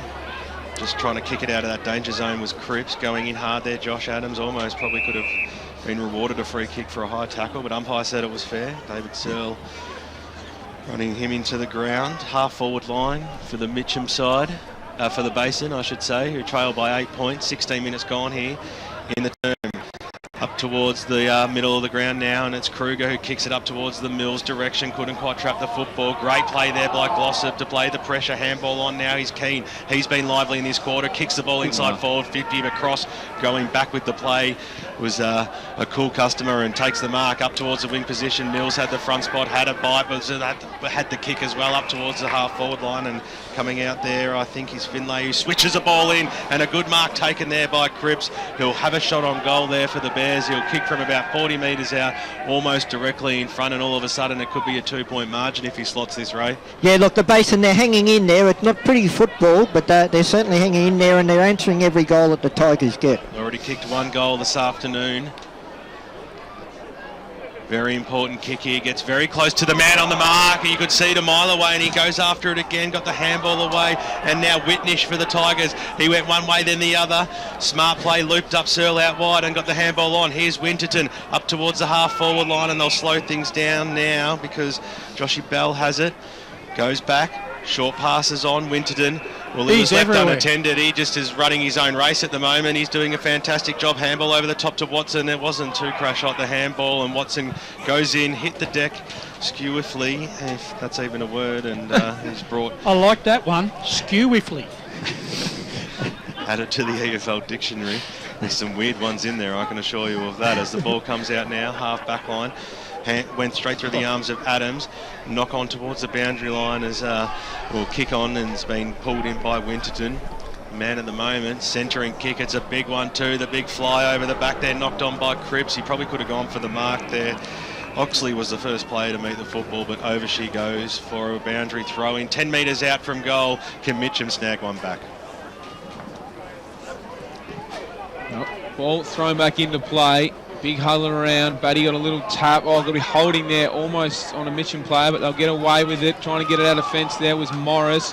Handball out. Diving in's Batty on hands and knees. Oxley trying to lay a tackle there on David Searle. Will have a ball up. You could throw a blanket over 3/4 of the players on the field there around that contest. Let's cross down boundary side thanks to Lifecare. Will Taylor. Yeah, the Basin are making a lot of rotations so far, but also the one concerning thing about the Basin is Michael Glassborough said at quarter time they've got to take opportunities, and they haven't done that so far, while Mitchum have used the breeze really well. Basin got the ball out to Morris on the wing. It was a shocking kick inboard turnover taken by Robert Petraka right in the centre of the ground. Unsure as to what to do. He'll just pop one up, and a good mark taken. Garrity there able to take a chest mark in the end. He'll switch to this side of the ground, the broadcast position. Jaden Brown will take in the back pocket. He's got Adams leading towards him. It's not a great kick, and Adams got paid it in the end. Got made a push in the back in the end. A little bit lucky, and it's 25 as well. And it looks to be against Holstead Wild. And Adams not mucking around, sprinting up. And he's got Short if he wants him. He's got Reed. But instead, he pops one up. Batty's there, the man, the target. He'll fly. Whoa. Brown flew as well. Couldn't take the mark. Tackle there laid, and straight away a ball up. Directly in front of our commentary position. We've played 20 minutes here, and it's a good game. It's lived up to its billing so far. It's Mitchum by 8 points. Came out the back to Adams. He's dove his head to the ground, got the handball away. Keane got monstered. Couldn't do much about it. Now the ball comes out to Petraka. He just bangs one on the boot. Inside 50. Ball, mark almost taken. And in the end, Garrity's under pressure. Handball straight his direct opponent. Ball came out. Snap chance here. Looks maybe to be one of the Hogels, and it's a great kick. And it's a goal, making something out of nothing there. In the end, it was Mark Watson, a sensational goal. And just when the Basin looked to be fighting back, Mitchum put another one on the board. They now are 8-2-50, and they lead the Basin 5-6-36 on the Bendigo Bank scoreboard. We've played 21 minutes. Brash, the difference to me between the two sides, go into their forward 50, they look like they're going to score, whereas when the Basin go in there, they don't look like they're going to score. No, the Mitchum have completely shut down the key targets in the Basin forward line. Finlay can't get near the ball at the moment. Ball back in the middle. Andretta versus the big man there in Batty, who got the knockdown. Petraka got booted ball up towards the half-forward line, bouncing football. Pat Garrity leads this race over Mark Watson, who kicked the last goal, and players see the ball over the boundary line and out of bounds, far side of Walker Park. Big crowd in today, game one, number 1,000 for the Mitchum side. A fantastic club enriched with great history as the ball comes down. Max Kruger on the right boot drives it up towards the wing position. Finley was there, but he had two Tigers to compete against, and Glossop got a fist on it over the boundary line. She goes. Very disciplined play here by the Mitchum back line. They're making sure there's always numbers around the contest. At Footy EFL, let us know what's happening at your ground today around the outer east of Melbourne as it comes out now to cross. Has a bounce in the middle of the ground, linked up really well there with Bell. He sets sail for goal from a long way out. This might go through. What a fantastic bit of play. Oh, it was clean skills. They used the corridor and they did it oh so well. Mitchum a couple of goals in a row now, opening up a very handy lead. Bendigo Bank scoreboard, 23 and a half minutes gone, and the margin is out to 9 goals to 56 at the 20-point margin, 5-6, 36. Mitchum's dominance around the stoppages and also their run. I just think that they're a lot quicker in their run, and they're prepared to come down the corridor as well, as we just saw in that instance. Well, Mitchum here in red time really taking advantage. Ball thrown up, Batty over the top, went through the hands of Adams, and now Mitchum have done so well here getting the ball really out of their because you work with an AFL station. Yeah, well, right jumpers, wrong club. Yeah, exactly. Grant Campbell takes to choose tap. Inside 50s this quarter, 12-7 the way of Mitchum, and they've kicked 5 straight from general play. Compare that to the base in the first quarter, they kicked 1-4 from general play. Hassling there was Kruger, couldn't quite pick the ball up. He's laying a tackle there now on Jared and Dretta, and we'll have a ball up still in the centre square. 23 minutes, as you mentioned, BWS, that lead 20 points. Batty just got a little handle. Winterton again got it out. Thompson there's going to have to do a little bit of work, leading in the chase there with Arrowsmith. They won out in the end. Kick heads up towards Mitchell Rule. Couldn't take the mark. Good fist out of bounds there. Came from Jackson Glossop. He's had a good game, I was Glossop. just about to say that, Brasher. He's been really sensational. Noticeable. And Basin really struggling on the lead up, not hitting too many targets. The defence has been really strong here. Good bump there came in from Andretta. Ball down on the ground. Players diving in, trying to pick it up. Couple of good tackles laid. And once more, just happy with this stoppage work at the moment, I think, Mitchum. Just happy to create these extra stoppages and set up again, and it's working for them because the Basin's struggling.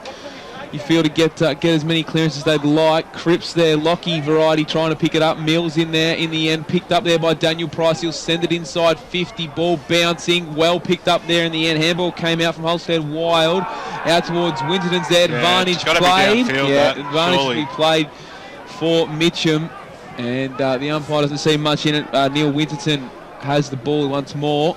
He'll get the advantage. Just outside his defensive 50, and he pumps it down the line. Batty's setting up, and he'll take the mark pretty easily, straight down his throat. You've got to watch out for those big men. You've got players in the middle. He's got to move the football quicker than that. Well, Higginson, he looks to the middle. It's a poor kick. Higgins got a bump on, and it looks to be, again, ball inside 50 for Mitchum. They're really dominating at the moment. Ball over the back. It could bounce towards the goal square. Dribbles through for one behind, though, in the end. Mitchum, their lead out to 21 points there, 9-3, 57, the Basin at 5-6, 36. 25 minutes played in the second term on the Bendigo Bank scoreboard. Michael Glassborough's got to have a look at his half-forward line at half-time because Cross and Bell are running amok. 25 minutes gone. Mitchum certainly on top in this second half of this second term. 19 points is the margin. The kick goes out wide. Taken by Andretta. Almost a true centre-half forward for Mitchum. Kick goes inside forward 50. Well, they just had players alone in the end. 25. Takes the mark. Chris Hogle, and that is the definition of 25. I have absolutely no doubt.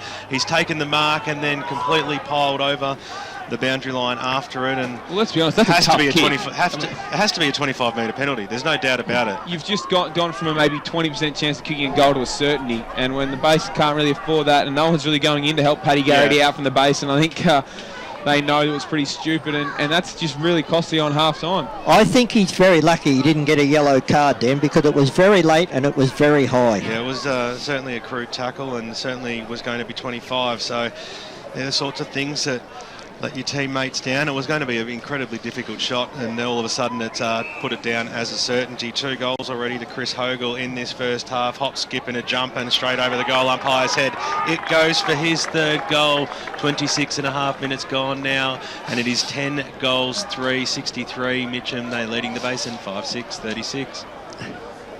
Well, it's certainly a goal that the Basin didn't want Mitchum to get, because, you know, we're running out of time here in this second quarter. But there was no need for it. It was stupid play. He would have been kicking from the boundary line, whereas, you know, with the 25-metre period penalty, he's kicking from the goal line. It's a certain goal. Well, they're rare, but I'm feeling a Michael Glassborough's spray at half-time here, I reckon, boys. I've just gone off the boil here, and having said that, Mitchum have really picked up their play the last 10 minutes, or probably last 15 minutes. Really. Do you reckon he might let you in, Braden? Oh, I'll pop in, might as well. Half-time at Glen Waverley, Hawks and Surrey Park, and Ray, you'll be happy with this one. Hawks lead 29 points to 3. Cripps got it out to Jaden Brown from the centre, had his kick smothered in the end. He had to go back and lay another tackle. Mitchum are going to get out once more. They seem to be going so well on that outer side. Warren got a big thumping kick. That ball's gone absolutely miles, about 10 metres deep, almost into the tennis courts out here at Walker Park. Blackburn lead Lilydale 55-6 around the grounds in Division 1. Forest Hill lead the Ferntree Gully by 8 points as well. It's Daniel Price who's got it. He'll switch. It's risky, but mark taken by Cardamone deep in the back pocket. Coldstream by 11 points over Warrandyte at half-time. We'll head back that same outer side direction. Big pack for him. Got a down the ground free kick. If he was hit once he kicked the ball, so where the ball landed, it'll go to Lockie Cripps. We've played 28 minutes. You wouldn't think there'd be much time left. He'll go to the corridor, finds his skipper in Trevor Mills. Mills gives a handball off to Brown. He went straight back to Mills, who dropped the pill. Oh, this is a debacle at the moment here for the Basin. We'll have a ball up. Mulgrave lead Trail Mill by 8 points at half-time as the siren sounds out at Walker Park. It's a big day for the Mitchum Football Club. It's a big day for Division 3. It is 1v2 and it's the home side. The Mitchum Tigers leading this one at half-time, 10-3-63. The Basin are 5-6-36, a margin of 27 points. Hope you're enjoying the broadcast on 98.1 Radio Eastern and streaming live around the globe.org.au. Keep those scores coming in via Twitter at FootyEFL, and we'll keep everybody up to date right throughout the afternoon. But in the meantime, we're going to cross back to Barry Cotts in the Radio Eastern studios, and we'll be back with the big Pie Shed halftime show right after this. The inside of a cake can hold many layers. On the outside, it's hidden behind a coat of icing. But when you cut out a slice, all is exposed. At Tobin Brothers Funerals, nothing is hidden. Our website and memory maker app make it clear for families to make informed decisions about planning the funeral for 2 possessions, 16, Lions 14, 11. And for Melbourne, Garland has kicked 2, Melbourne has also kicked 2. Possessions, Jones 14, Brasher 13, and Baird 8 6 to 38. And the game being played this afternoon, a bit later at 4:35. As Adam, then was between those Hawks and another cloudy afternoon in London. It's currently on 15 degrees. A little bit sunny, but I believe it's cloudy, but a bit cooler. A little bit of wind chill and 15 degrees. Now stick around because after the break, we'll be back for the Brasher halftime show right here on EFL Gameday.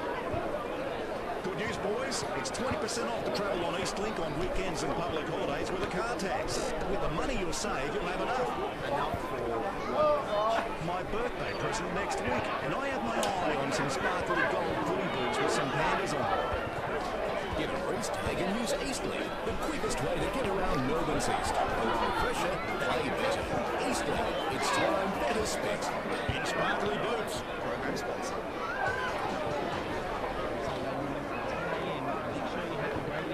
Hey Dyson, when do you want Stanaway?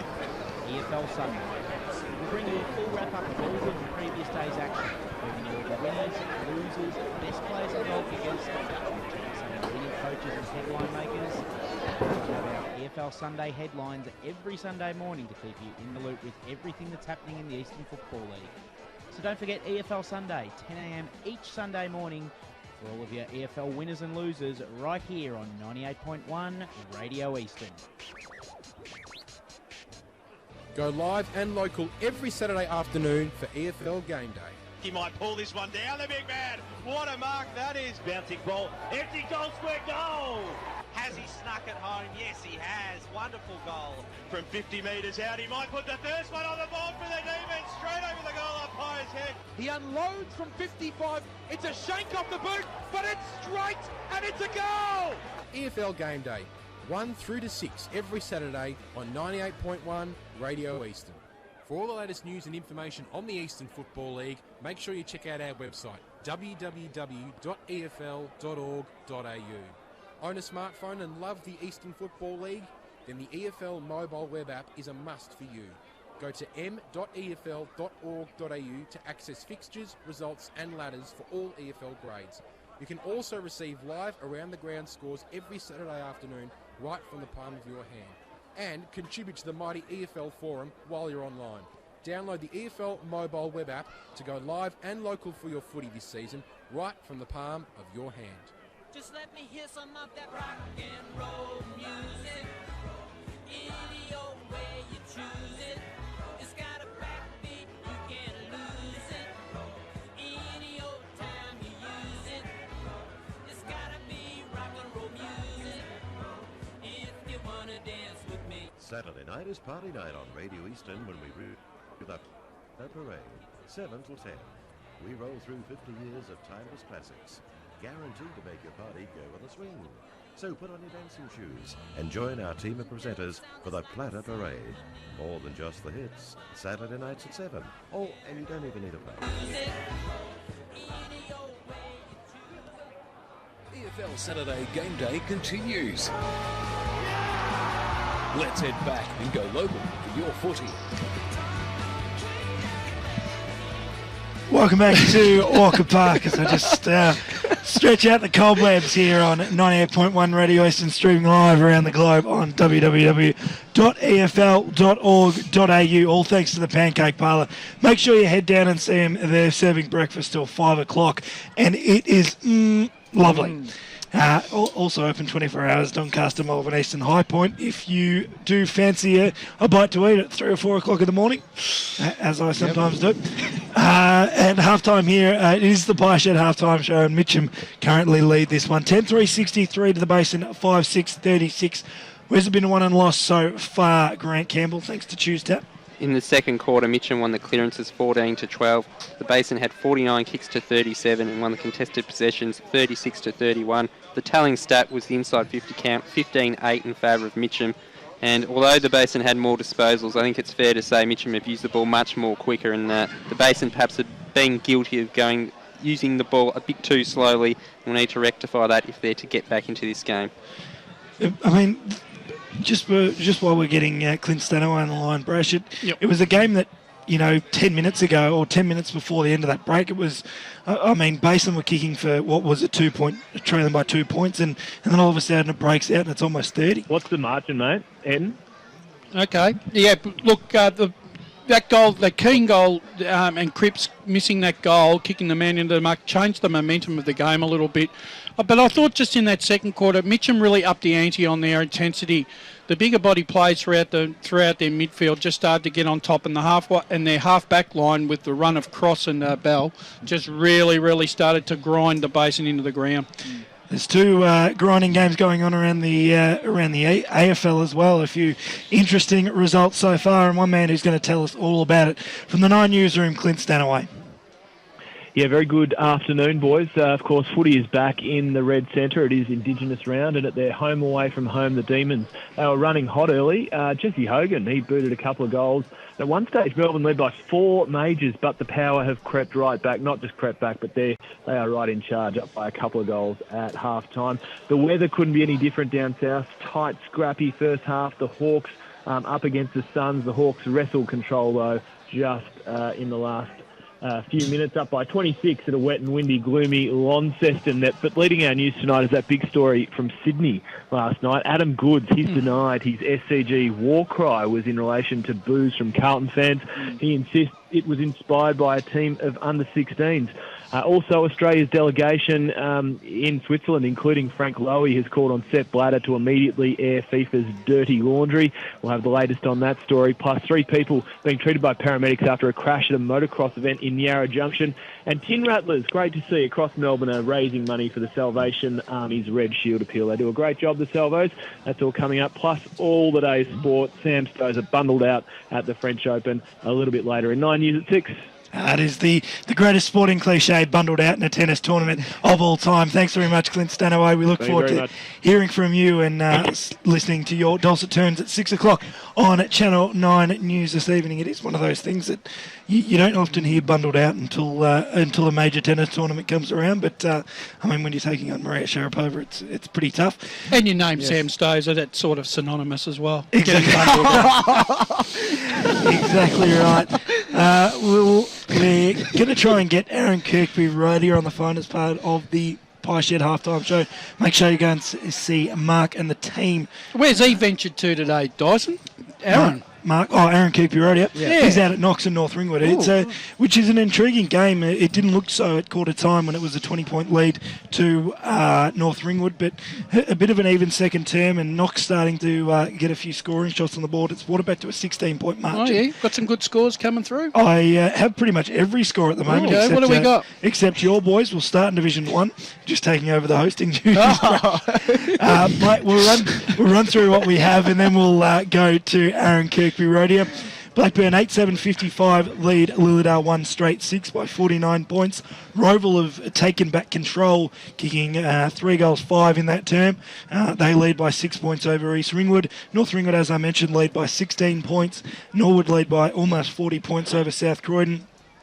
Croydon lead by 38 points over Scoresby, Doncaster by 46 over Bayswater, Murrelbach by 8 over Murrelbach, Donny East by 29 over Montana South. Waverley Blues hit back in that second term, kicking 3 goals to 1 behind against East Burwood still a 7-point lead to East Burwood. Division 3, Templestowe lead by 39, Heathmont lead by 17, Mitchum in the radio game thanks to the Pancake Parlour lead by 27, Boronia lead by 21, Upper Gully lead by 27 in Division 4, Eastern Lions lead by 25 after trailing by 3 at quarter time. Glen Waverley Hawks have extended their lead, keeping Surrey Park goalless to half time. They lead by 26 points.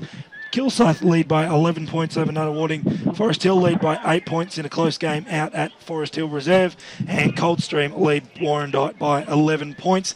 Still nothing from Chenside Park and South Belgrave. Chenside Park are consistently one of the sides that aren't able to update us with scores. So if you're out at Chenside, out at Kimberley Reserve, make sure you keep us updated on Twitter or on the Live Scores app. More importantly, out to Knox Gardens Reserve, Aaron Kirkby Road here. A bit of an intriguing game out there, mate. Yeah, it certainly is at the moment. It's certainly not the best advertisement for Division 1 football, but it's certainly a contest. It seemed to be that, is there much of a breeze out there? I mean, North Ringwood kicked 4 in the first term, and then Knox would reply back with another 3 or 4 in the second. Is it sort of been a game that's ebbed and flowed a little bit? Yeah, it has been. There's quite a strong breeze down towards the school end down here, so sort of blowing more into the pocket. You're seeing a lot of out in the falls all day today. That's from through the under-19s even till now. And Knox started off that second term with the win, and they just were wasteful early on. And North Ringwood did quite well. They were able to turn the game into more of a contest around the ball, and they ended up getting them on the counter a couple of times. And Murphy kicked 2 goals in a matter of minutes and looked like he was going to break the game open, but Knox were able to fight back in the second half of that second quarter. Just looking through your notes, Rory Harbeck getting off the leash a couple of times during the first term. Yeah, he did. He got forward and took a couple of nice marks and used the wind really well. He brought the ball back, and it's actually been quite impressive at times today. Sometimes you see players not know how to use the wind, but certainly today he has, and he was one in particular. Had a quiet second term though. Aaron, it's Brasher here, mate. Who wins and why? Well, I think North Ringwood at the moment, you'd have to say, are going to win. They're just a little bit more composed around the contest and look like they've got a better game plan when they don't have the win, which has been impressive. And I'll tell you what, they're doing a good job in the ruck too. Williams not having much impact at all. And so North Ringwood have really struggled in recent times to put a competitive score on the board. Have they found more avenues to goal this week? Yeah, look, I think they have. They've had certainly a lot of people pressing forward. I mean, Van Unit's been in the midfield.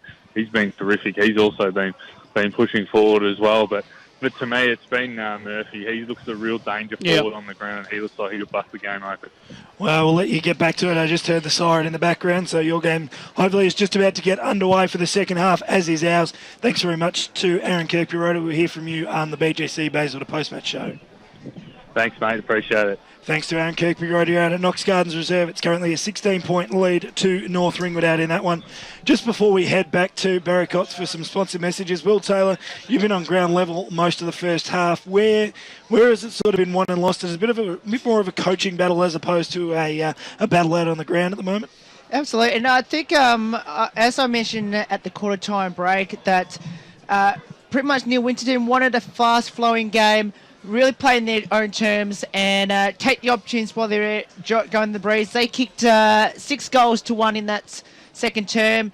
The Basin wasting plenty of opportunities. That was not what Michael Glassborough said at the quarter time, and unfortunately find themselves in a 27 points deficit at the moment. Brash, what do the Basin need to do? Obviously a few, I'm not going to say not uncharacteristic. The answers, their half-back line is just ripping the Basin half-forward line to shreds, and a lot is being put on the Basin midfield to kick goals.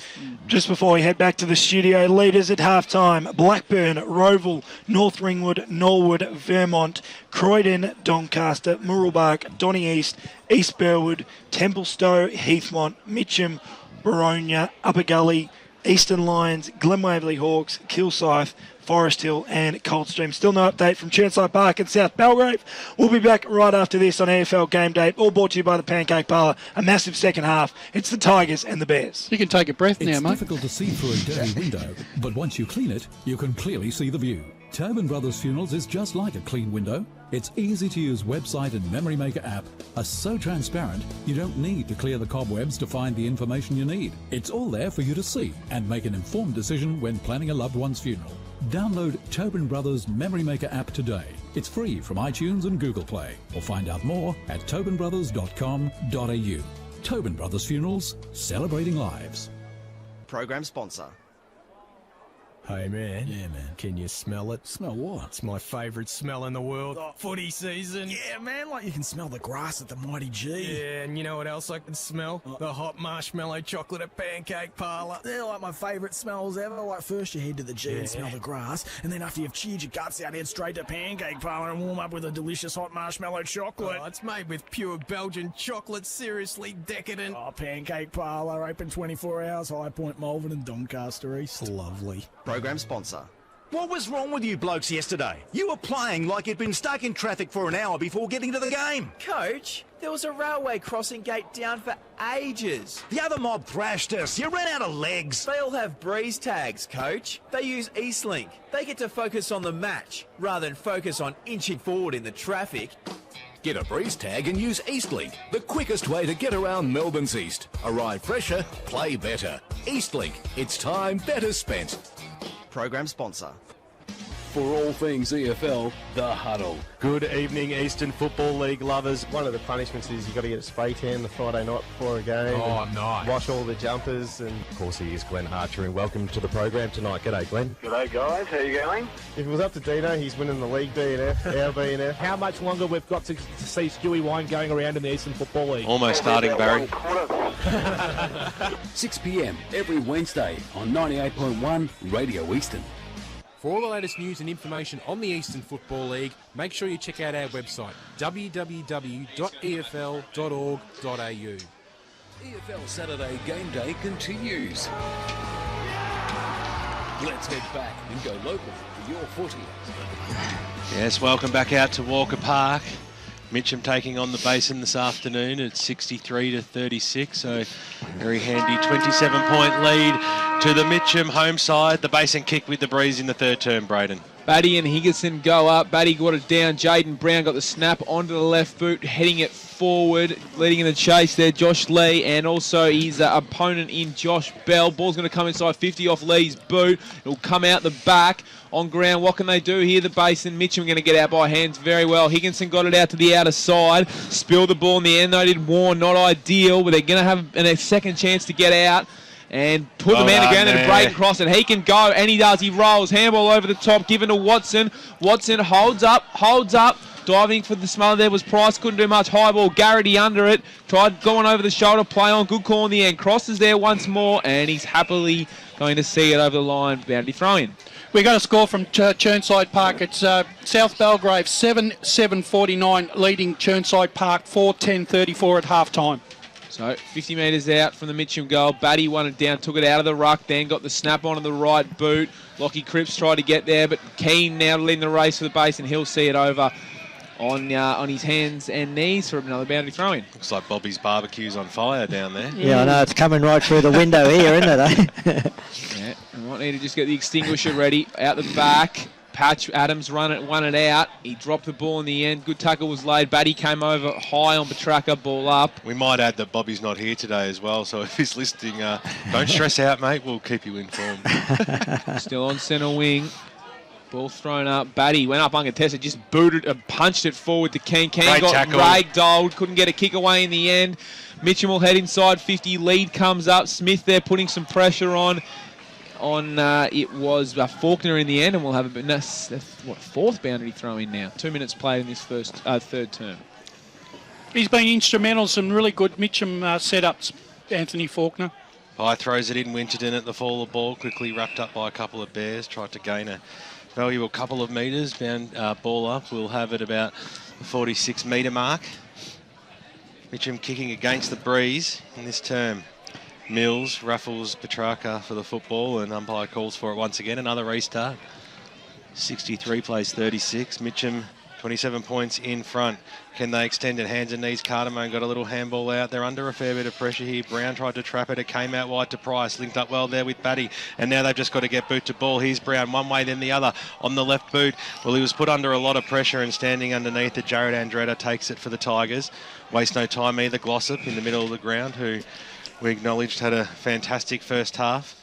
Short passes on David Searle, who's seen a lot of the football as well. The hyphen Holstein Wilds over the top, but he had a little bit of support there in Petraka. On the right boot, that's Julian. Kicks it to the hot spot about 20 metres out from goal. Knocked away. Whitnish at the fall of the ball. On the opposite, that's a fantastic kick by Jared Whitnish. That's his first goal of the afternoon, and Mitchum extend their lead out here to 33 points.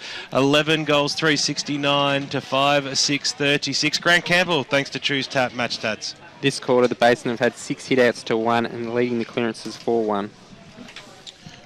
Soupy, can I just ask what the total clearances are for the match so far? Put you under pressure. I'll give you a couple of minutes. Yeah, not minutes. The clearances for the match are 32-22 in favour of the Basin. Yeah, right.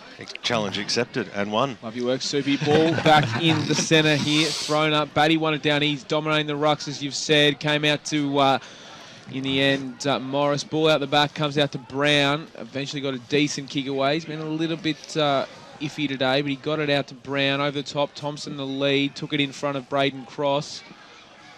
Far side wing finds his skipper in Trev Mills, who dropped it, but the mark was paid in the end. He heads in board, and he's looking for Batty, who took a good mark. He's got it, probably 75 out from goal. Jaden Brown wants the handball. He gets it. He's got a lead, and it's a poor kick. Looking for Cardamone. Mark was dropped in the end. Cardamone's there, probably going to die for a free kick in the end. Didn't. Ball came out. Outer side. Cross has got it now. In fact, Hohen came out from Murphy on the outer side. Got a good lead, and Mark will be taken there. It is Braden Cross this time. He's got it. He doubles back. Wants to move it on quickly. He's just got a little kick over the top, and looking to take the mark was Murphy. And free kick was paid. No, it was a mark. Yeah, it looked to be a mark, and then coming through late was Aaron Brown. Guess who? It's the coach. Yeah, Winnerton. He's got it, and he's had plenty of it in the first half. You'd expect to continue. The Basin haven't been able to lock him down. Batty put his head in the way, couldn't take the mark. We'll have a boundary throw in. Braden, you went in the rooms at half time. What was the message? You didn't go in. Okay, sorry. No. One of the punch drives. So they wouldn't let you in, is that that's right. People didn't want to bar me. Okay. I was just wondering what the message was coming out of there, that was all. I stayed away this time. I got a fair idea, but no, sorry. Yeah. Didn't just poke my head in this time. We just don't want to go there, do we, Braden? No, that's right. I'll keep it right on the straight and level. Well, he has called you a mole in the past. 29 point lead for Doncaster East over Wanturna South as Ball comes out now, holds deep wide, got a little handball away. Petrarca over the top now, looping handball up towards the half-forward line. It was picked up by Watson, who tried to release the football and might get it back. Here's Winterton, snaps around the body. Well, he tried to centre it as much as he could. It held up in the air and hung up there a very long time, almost as long as it's taken Braden Ingram to grow that moustache that he's sporting this afternoon. Getting ready for November, boys. Got to start early. Ball to be thrown in, 45 metres out from goal. Batty goes up against Faulkner. Batty got the knockdown. Came out, Adams' little handball out. Here's Kruger on the right boot. Kicks it up in towards the middle of the ground. It's a one-on-one situation. Ball knocked away. First player to meet out there might be Glossop if it can stay alive for him. And he sees it over the boundary line. And out of bounds right in front of the faithful out here, right in front of the fantastic members stand at Walker Park. Mitchum playing game number 1000 and they're got a comfortable lead in this game. Can the Basin claw their way back into it? The kick goes up towards the half-forward line, beats all players. Over the boundary line she goes. Jake Murray sees it, and we'll have a boundary throw-in. Just saw Andrew Baird ruckman limping off. Mightn't be too bad, but we'll keep an eye on that one. Well, our boundary rider, Will Taylor, has scooted off at half-time, and we thank him for his efforts for a half. Always putting his hand up, Wilbur.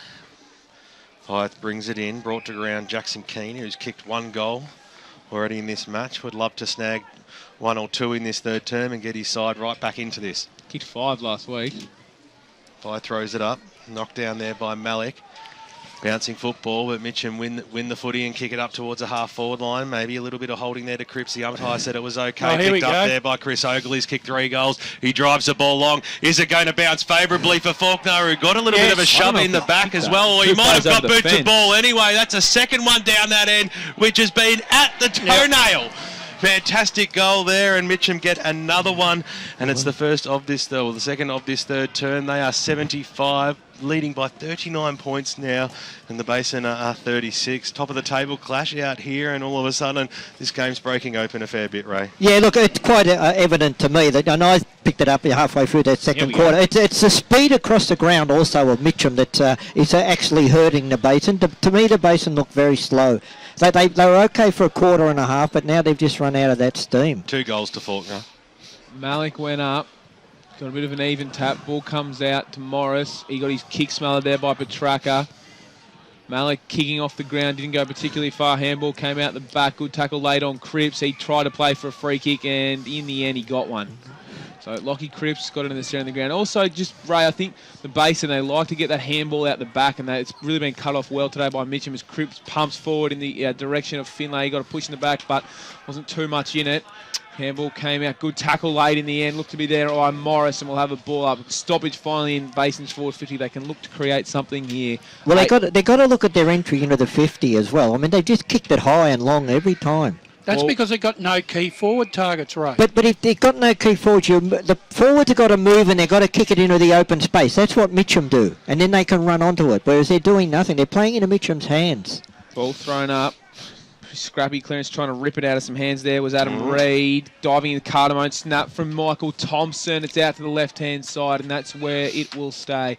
Just the one behind. So the Basin, they move to 5-7-37. They trail Mitchum, who are 12-3-75. 9 minutes played on the Bendigo Bank scoreboard in the third term. Vermont are leading Montrose by 42 points at half-time. 38-point lead by Norwood over South Croydon. Knox trailing North Ringwood. The Saints are playing well today by 16 points. And a 6-point lead to Roeville at half-time as the ball's pumped back in towards the forward line. Finlay, well, he was in the right spot, the big man, and he got the response, and he'll have a shot on goal about 20 metres out directly in front. And very, very important kick here for the Basin side, and expect this one to go through. There's a poor kick coming out of defence that created. I didn't quite see, might have been Winnish. I didn't quite see who it was, and Josh Lee picked it up. And that's probably one of the first poor efforts from Mitchum so far this quarter in terms of kicking. Well, he's been dying to get amongst the goal kickers. The big man comes in. He's not going to miss this one. He makes the goal umpire do a little bit of work, but it is straight through the big sticks and a goal to the Basin, and that is just what the doctor ordered. Bendigo Bank scoreboard 10 minutes into this third term. They call it the premiership quarter, and Mitchum lead at 12-3-75. The Basin 6-7-43. Grant Campbell, thanks to Choose Tap Match Stats. Well, the Basin are doing everything right in terms of the clearances. They're leading at 10-2 this quarter, but yet only kicked the 1 goal, and Mitchum had 3 inside 50s for 2 goals. I heard about 3 claps from that goal. So the Basin supporters definitely outnumbered today in the 1,000th game for Mitchum. And so far, well, the home faithful, they'll be pretty pleased. They're going along very nicely. Second at half-time in Division 2, Croydon lead by a handy 38 points, 46-point lead by Doncaster over Bayswater. Murrelbach and Mulgrave are playing a close one, 8 points to the Mustangs, 29-point lead to Doncaster East. And East Bellwood still in front at half-time, lead the Waverley Blues by 7 points. Whitnish got it out to the outer side. Coming through strong was Oxley. Keane diving in there, trying to put some pressure on. Right in front of our commentary position, we'll have a ball up. Players diving in. 17-point lead to Heathmont out of the hangar against the Cats. Templestowe by 39 over Ringwood. Mitchum obviously are leading this game. 21-point lead to Baronia over Whitehorse. South Belgrave winning by a few points against Chirnside Park. And Upper Ferntree Gully by almost 5 goals over Park Orchards. So we'll have another ball up here as Josh Adams is wrapped up. Coming third man over the top was Jaden Brown, but we're going to have a free kick. The 2 ruckmen not separating, so Malik will get the ball. He's got a couple of short options in Cripps, so it's a risky kick. Probably is about 8 metres, but the mark's been paid. Just a short kicking board. His brother's calling for it. Instead, he's pointing to the outer side, and that one's going to need to be held by Oxley. He's got it. And basically all they've done is managed to switch 50 metres to the other side of the ground. Another risky kicking board. Garrity, good pressure was put on there in the end. Garrity's going to have to force in and dive in and get it. He's got 3-on-1. No one's looking to tackle. Someone get in there, boys. Jaden Brown picked it up. He got a little toe poke off the ground, and now Mitchum are out once more, heading inside 50. Scrappy handball. Cripps has got to lay the tackle. Comes back to, might have been Winterton. Ball inside 50. Mark couldn't be taken there by Holstead Wild. Ball in, kicking board. Matthew Smith's got it out of sight and head to Josh Adams. Wasn't a particularly good kick, and that's what's let the Basin down. Coming out of defence, a very poor kick, and they can reset for a boundary throw-in. 25-point lead to the Eastern Lions over Donvale. 26-point lead by the Glen Waverley Hawks over Surrey Park. Kilsyth lead by 11 against the Titans. 8-point lead to Forest Hill over Ferntree Gully. And Coldstream still up at half-time. 11-point leaders as the ball comes out towards Glossop. In the middle of the ground, little handball across to Petrarca of the Robert variety. One way, then the other. Got a little handball over the top. That was good play. Purcell drives the ball inside forward 50. It's a hot footy. It's scooted down. Hogle got it away. And Faulkner kicks the goal. So you've got to take your chances. You take luck when it comes your way, and that's exactly what the Mitchum Tigers did there, and they got another very important goal just when the Basin looked like they were giving a bit of a yelp. It is 12 and a half minutes gone here in the third term. Mitchum extend their lead 13-3-81. The Basin 6-7-43. Anything interesting coming in the stats world thanks to Choose Tap, Grant Campbell? Not really since 3 minutes ago. The clearances, though, the Basin just continue to dominate, 12-3, but just not making the most of it. Mitchum just continue to make Basin pay for poor error and decision-making. Higginson won that one comfortably. First one in a while. Clearing kick came out. It's going to head inside 50. Smith, good mark taken. Faulkner's having a great game. Wheels around on the white, got a lead. Josh Lee's going to have to cut it off. He chose to punch. Poor decision. Winterton's there. Ball didn't favour him. Garrity caught one high, ducked it out. Got it a handball away in the end to Reed. Under pressure, though, he gives it out to Oxley. By hands, it's just not working. It's too risky. This would be a great goal! Oh, my goodness gracious me. I'll tell you what, that had a little bit of off spin on it, and Jaden Ogle's almost kicked goal of the year so far. It's just been smothered on the line. Mitchum, they are 13-4-82. The Basin are 6-7-43 on the Bendigo Bank scoreboard. He just cost you a highlight on the agenda, Braden, yes. As the kick comes out. Josh Adams kicks it up towards the wing position, taken by Cardamone. Handball across his Price. Under a little bit of pressure, goes backwards to Smith. Has the composure. Kicks the ball inside forward 50. Well, he really just popped it up. It was a 2-on-1 situation. Scooped upon there, though. Bouncing football by Rule. Well, he probably would have hoped that hit the behind post and they could have had another chance, but through for a minor score on the Bendigo Bank scoreboard. Almost 15 minutes gone in this third term, and it is 6-8-44. The Basin trailing Mitchum at 13-4-82. Last week, the Basin were able to run the ball out of their back line at will. Today, Mitchum have really dried up that run, and they're really struggling to move forward. So, ball back into play. On the outer side, handball came out there well from Searle. Kick along the far wing. Ball's going to bounce. Who's it going to favour? Chases on. Good pick up. Cripps is there to put some pressure on. Couldn't pick it up. The end there was Purcell, and it's seen over the boundary line there by Cameron Cripps. EFL.org.au this afternoon. If you're streaming the game live, we say hello to you wherever you are around the world. Keep us up to date around the grounds in the Eastern Football League on Twitter @FootyEFL. Whitnish came over the top and absolutely pumped it long with a big fist. He gets it inside 50 to be bound to be throwing 30 out from the Mitchum goal, just in front of the big faithful set up there in front of the scoreboard. They've turned out in numbers today for the 1000th game. And so far, they're being rewarded for their attendance. Another big fist. This would be a sensational goal. Snapping board. Smith had to get it away. And now who's going to pick it up? Lee cuts back inside. Handball out to Smith. What's he got? Not too much on. He's just got to hold it up. Waiting. Goes to Jaden Brown. He needs to take this because there's 3 Mitchum players there who can collect him. Coming in, Cardamone trying to at least get a stoppage. And we will indeed get that just in front of the interchange bench. 38-point margin, 16 minutes played. Malik up and is spilling towards the boundary line and happily seen over there in the end by Mark Watson, who's had a pretty good day. He's kicked one in the second quarter. Anthony Faulkner, he's been really strong for Mitchum. He's kicked 3 and 2 in this quarter so far. Ball back in. Keane trying to lay a tackle, trying to bump it along there. Oh, well ridden there by Watson.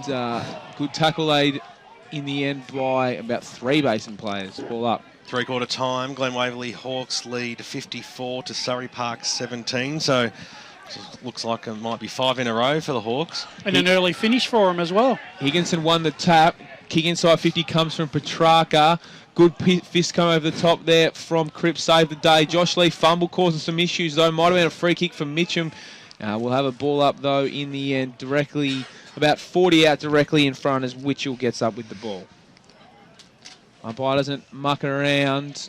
Malik won it down. Got a kick, though, coming towards 450. Man in front. Easy mark taken. It looks to be Jaden Hogle who has the ball, and he's just too strong. They haven't really been able to, on the lead today, he's just been too strong. He'll go out 20 metres out and shouldn't have too much difficulty kicking this one, Ray. Just amazing there, just a minute there. The ball nearly ran for the basin there, and it bounced between 2 players, which created the stoppage for Mitchum, and then all of a sudden the ball went back in Mitchum's favour, and once again, Jaden Hogle lining up for goal, and it's going to make it even more difficult for the Basin to get back into this game.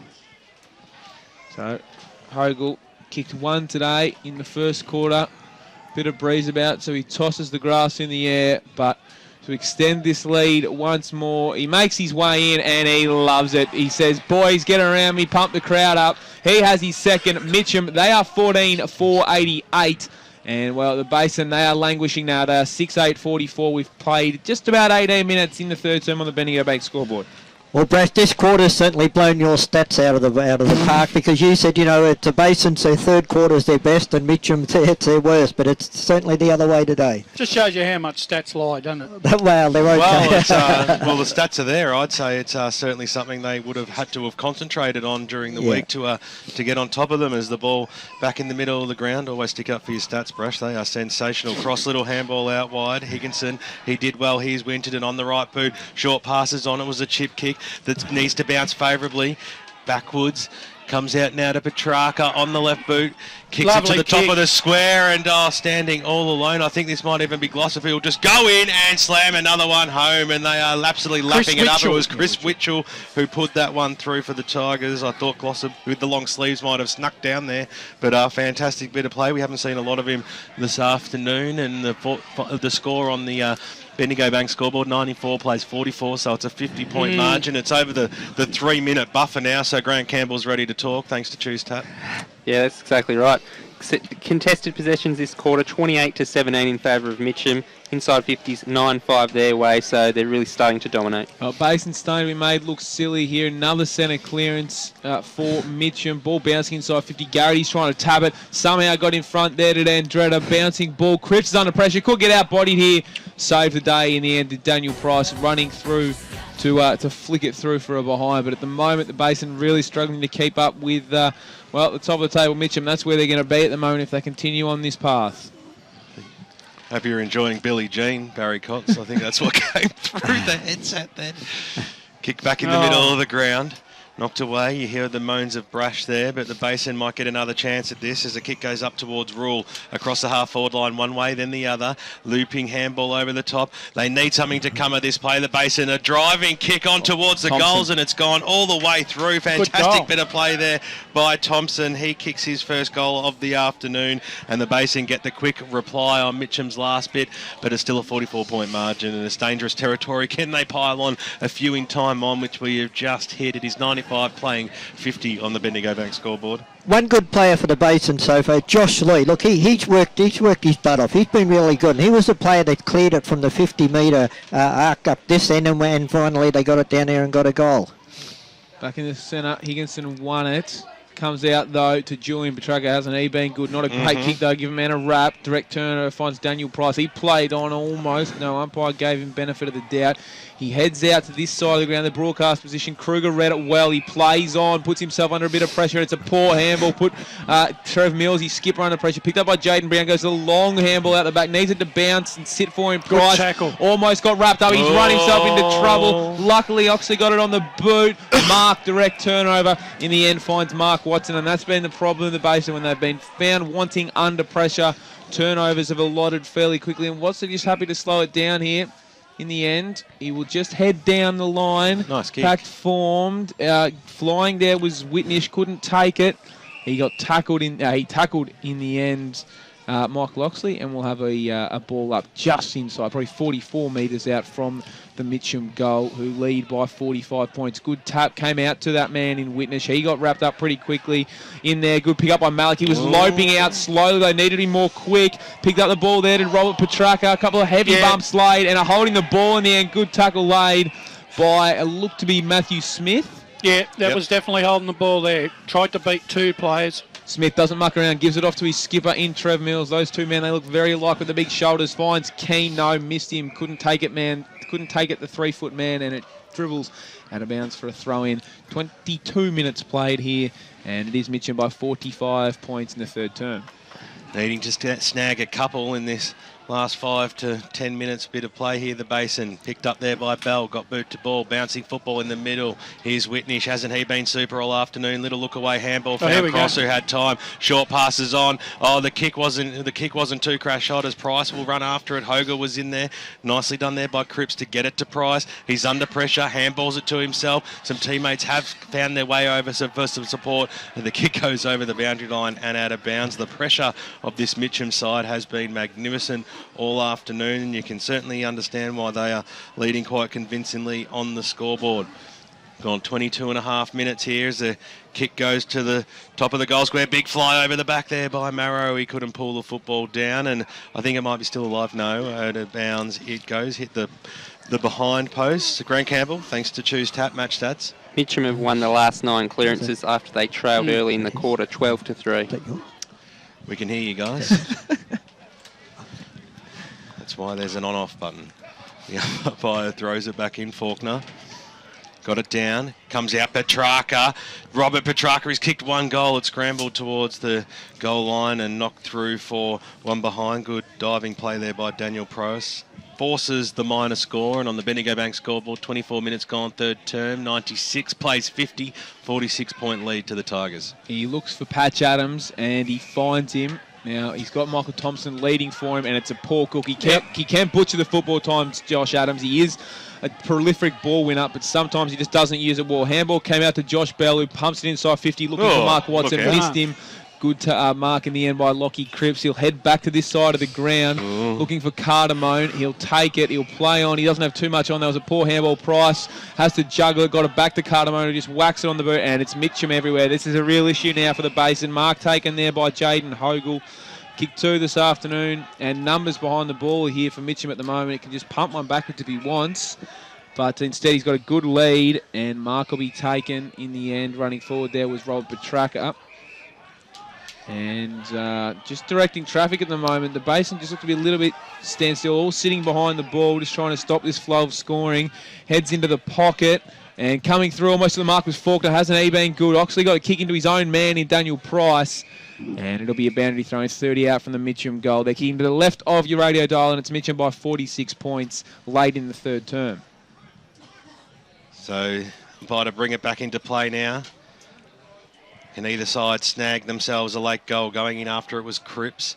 Ball didn't bounce favourably for him, and umpire will bounce it just outside the arc, so about the 46-metre mark. It's down Mitcham's end. Going after it, almost on a tonner there was Malik. Got it out. Here's Kruger. Little look away handball, found Cripps. He wanted to get rid of it quickly. Banged it on his boot inside forward 50, but nobody's home. Jack Purcell reading the play once again fantastically. Goes out wide. Finds Joshy Bell on the right boot. Kicks it up towards the half-forward line. It was a good kick too. And Searle had plenty of time to take it and move the football on, but he lets himself down with disposal. And Malik, who's certainly been players today, comes out Brown one way, then the other. Handball goes out wide. Well, they're just trying to work themselves out here, the Basin, as Matty Smith across the half-back line takes the mark. Over the top he goes, Morris. Well, it wasn't a great kick for him. Pressure's been put on. Can Cripps pump it towards the boundary line? Here's Hogle.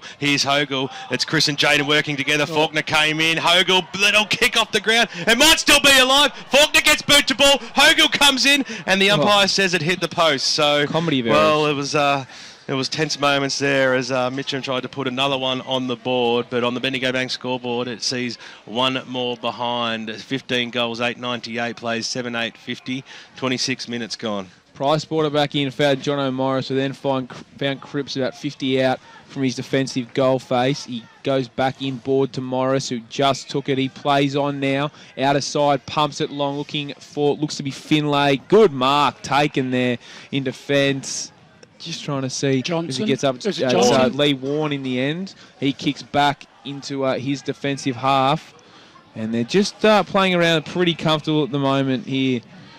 Glossop, who's got it, they're just chipping it around. Mitchum, drop footy though. Pressure will come from Jackson Keane. Late the tackle, had to get a kick on the boot. Josh Lee leading the race. Can he get there? Picked up well there by Jake Murray. He got tackled, had to get it off. Josh Adams picks up the bouncing ball. He got wrapped up. Then trying to get in there was Jones, in fact. Kick forward, and Mitchum again out of defence. They're just too strong, and they've got numbers streaming forward if they want to go here.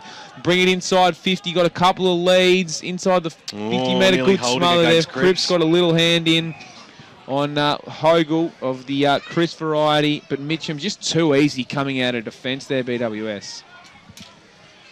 Yeah, they know it's now or never for the Basin. Knock on there by Faulkner. Mitchum aren't giving them an inch. The kick goes up and under in towards the middle of the ground. Andretta was there, took the mark, wants to not muck around with it, switches the ball into the middle. Good play there by Bell. He's had a fair bit of it in this term, and he hasn't wasted a disposal either. Finds Winterton about 60 metres out from goal. They're 2 kicks away from home. Short passes on him was a good one too. Jaden Hogle comes out and takes the mark. He'll kick from about 40 metres. He's got a very tough angle. It's out on the side of the Bendigo Bank scoreboard. He's kicked 2 goals this afternoon, and let's see what he can do here. A fantastic box above the scoreboard. Wouldn't it be fun to be in there this afternoon? Game number 1000. The beers are flowing. And a really good spot to watch Jaden Hogle potentially kick his 3rd goal. You'll see the cheers outside the glass if he can manage to put this one through. It's a good-looking kick off the boot. It gets right there to the goal line. Trying to rush it through there is Jaden Brown. He barged his way through for the Basin and won the result that he was after. The Basin 7-9-51. Trail Mitchum 15-8-98. 28 and a half minutes gone on the Bendigo Bank scoreboard. And it'll be Jaden Brown to play onto himself and just pump one long to the outer side. Gets it out to the wing. It's all Mitchum there, it looks to be. Coming over the top, trying to take the mark was Jones. It's going to fire back in here in the yellow boots. High ball numbers. Faulkner's got the fly. No, it just dropped short in the end. Couldn't get there. Garrity will clean it up for the Basin. Got the handball out to Oxley, who fumbled it, and it hasn't been the Basin today. Fumbles. And Mitchum, BWS, they've really capitalised and they're in a strong position at 3/4 time. 48 points is the margin. Mitchum leading this one on EFL Gameday 15-8-98. The Basin Football Club 7-8-50. Mitchum have the breeze in the final term. They seem like they've got this one sewn up. Do the Basin yet have a yelp? Only time will tell. Hope you're enjoying the broadcast on 98.1 Radio Eastern and streaming live around the globe on efl.org.au. It's 3/4 time. We'll be back with Dyson Baker with all those important around the ground scores. But if you're out of the game, at Footy EFL on Twitter, let us know what is happening so your side can get a bit of a pump up. We'll cross back to Barry Cotts and we'll be back with the final term right after this. The inside of a cake can have many layers. On the outside, it's hidden behind a coat of icing. But when you cut out a slice, all is exposed. At Tobin Brothers Funerals, nothing is hidden. Our website and Memory Maker app make it clear for families to make informed decisions about planning a funeral for a loved one.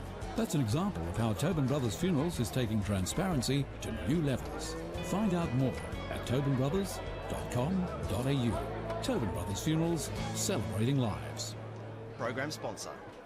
Hey man. Yeah man, it's crunch time. Is it footy speak? Nah man, it's crunch time at Pancake Parlour with the salted caramel crunch. Oh, yeah, house-made warm salted caramel sauce and roasted almonds on 2 buttermilk pancakes topped with vanilla ice cream. Yeah man, it's crunch time at the G and then it's crunch time at Pancake Parlour. So this is footy speak then? I'm just saying man, like the salted caramel crunch would be great to have after a day at the footy. Oh, Pancake Parlour open 24 hours, High Point, Malvern and Doncaster East. Lovely. Program sponsor. 5 up to 4, Radio Eastern 98.1. This is EFL Game Day, and we'll be back for the last quarter from Walker Park in Mitchum. Mitchum, the Basin game in just a moment. But let's check some AFL scores. Barry Cost with you here in the studio. And the game down in Tassie this afternoon at Launceston, York Park, Aurora Stadium, whatever you like. It's the Hawks versus the Gold Coast Suns. And it's the 13-minute mark of the last quarter, and it's Hawthorn well in front. Hawthorn 14-8-92, leading for the Power. Schultz has kicked 3, Monfries 2, and Westhoff also 2 possessions. Ebert 23, Bock 22, and also Wines 18. And for the Demons, Garlett and Hogan have both kicked 2, Jones 1. Disposals, Brasher 18, Dunn 18, and Jones 15. And the other game this afternoon getting underway at 25-5. It's at Hediad Stadium, and it's between the Western Bulldogs and also GWS. We'll have some more AFL scores a little bit later on, right here on EFL Game Day. Okay, boys, it's time we got ourselves a big advantage this weekend. I'm not going to tank, Coach. No, who said anything about tanking? It's what you'll save in the tank. I want you all to go out and get a breeze tag. Use Eastlink. You'll be at the ground faster and fresher, and you'll save fuel too.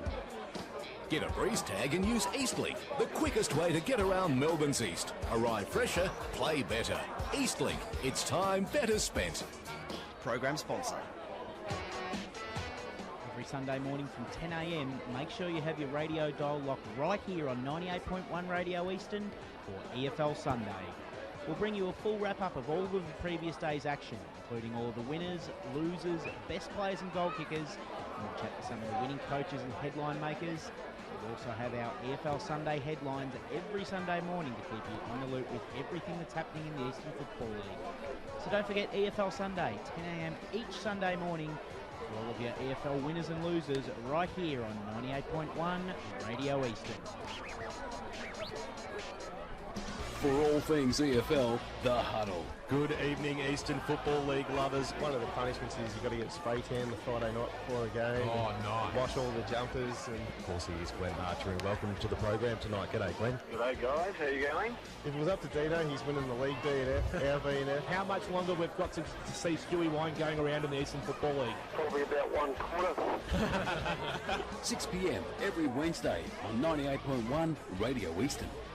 For all the latest news and information on the Eastern Football League, make sure you check out our website, www.efl.org.au. Own a smartphone and love the Eastern Football League?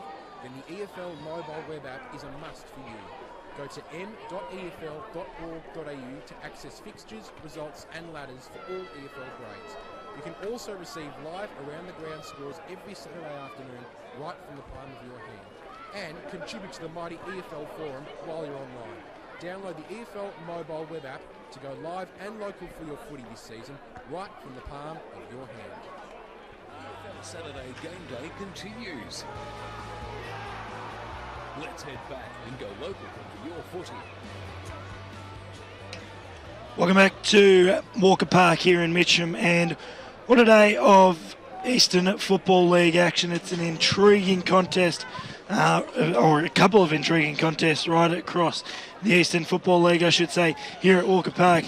It is currently a handy lead, to say the least, to the Mitchum Footy Club. Really put the pedal to the metal in that third term. 15-8-98, they lead the Basin. 7-8-50.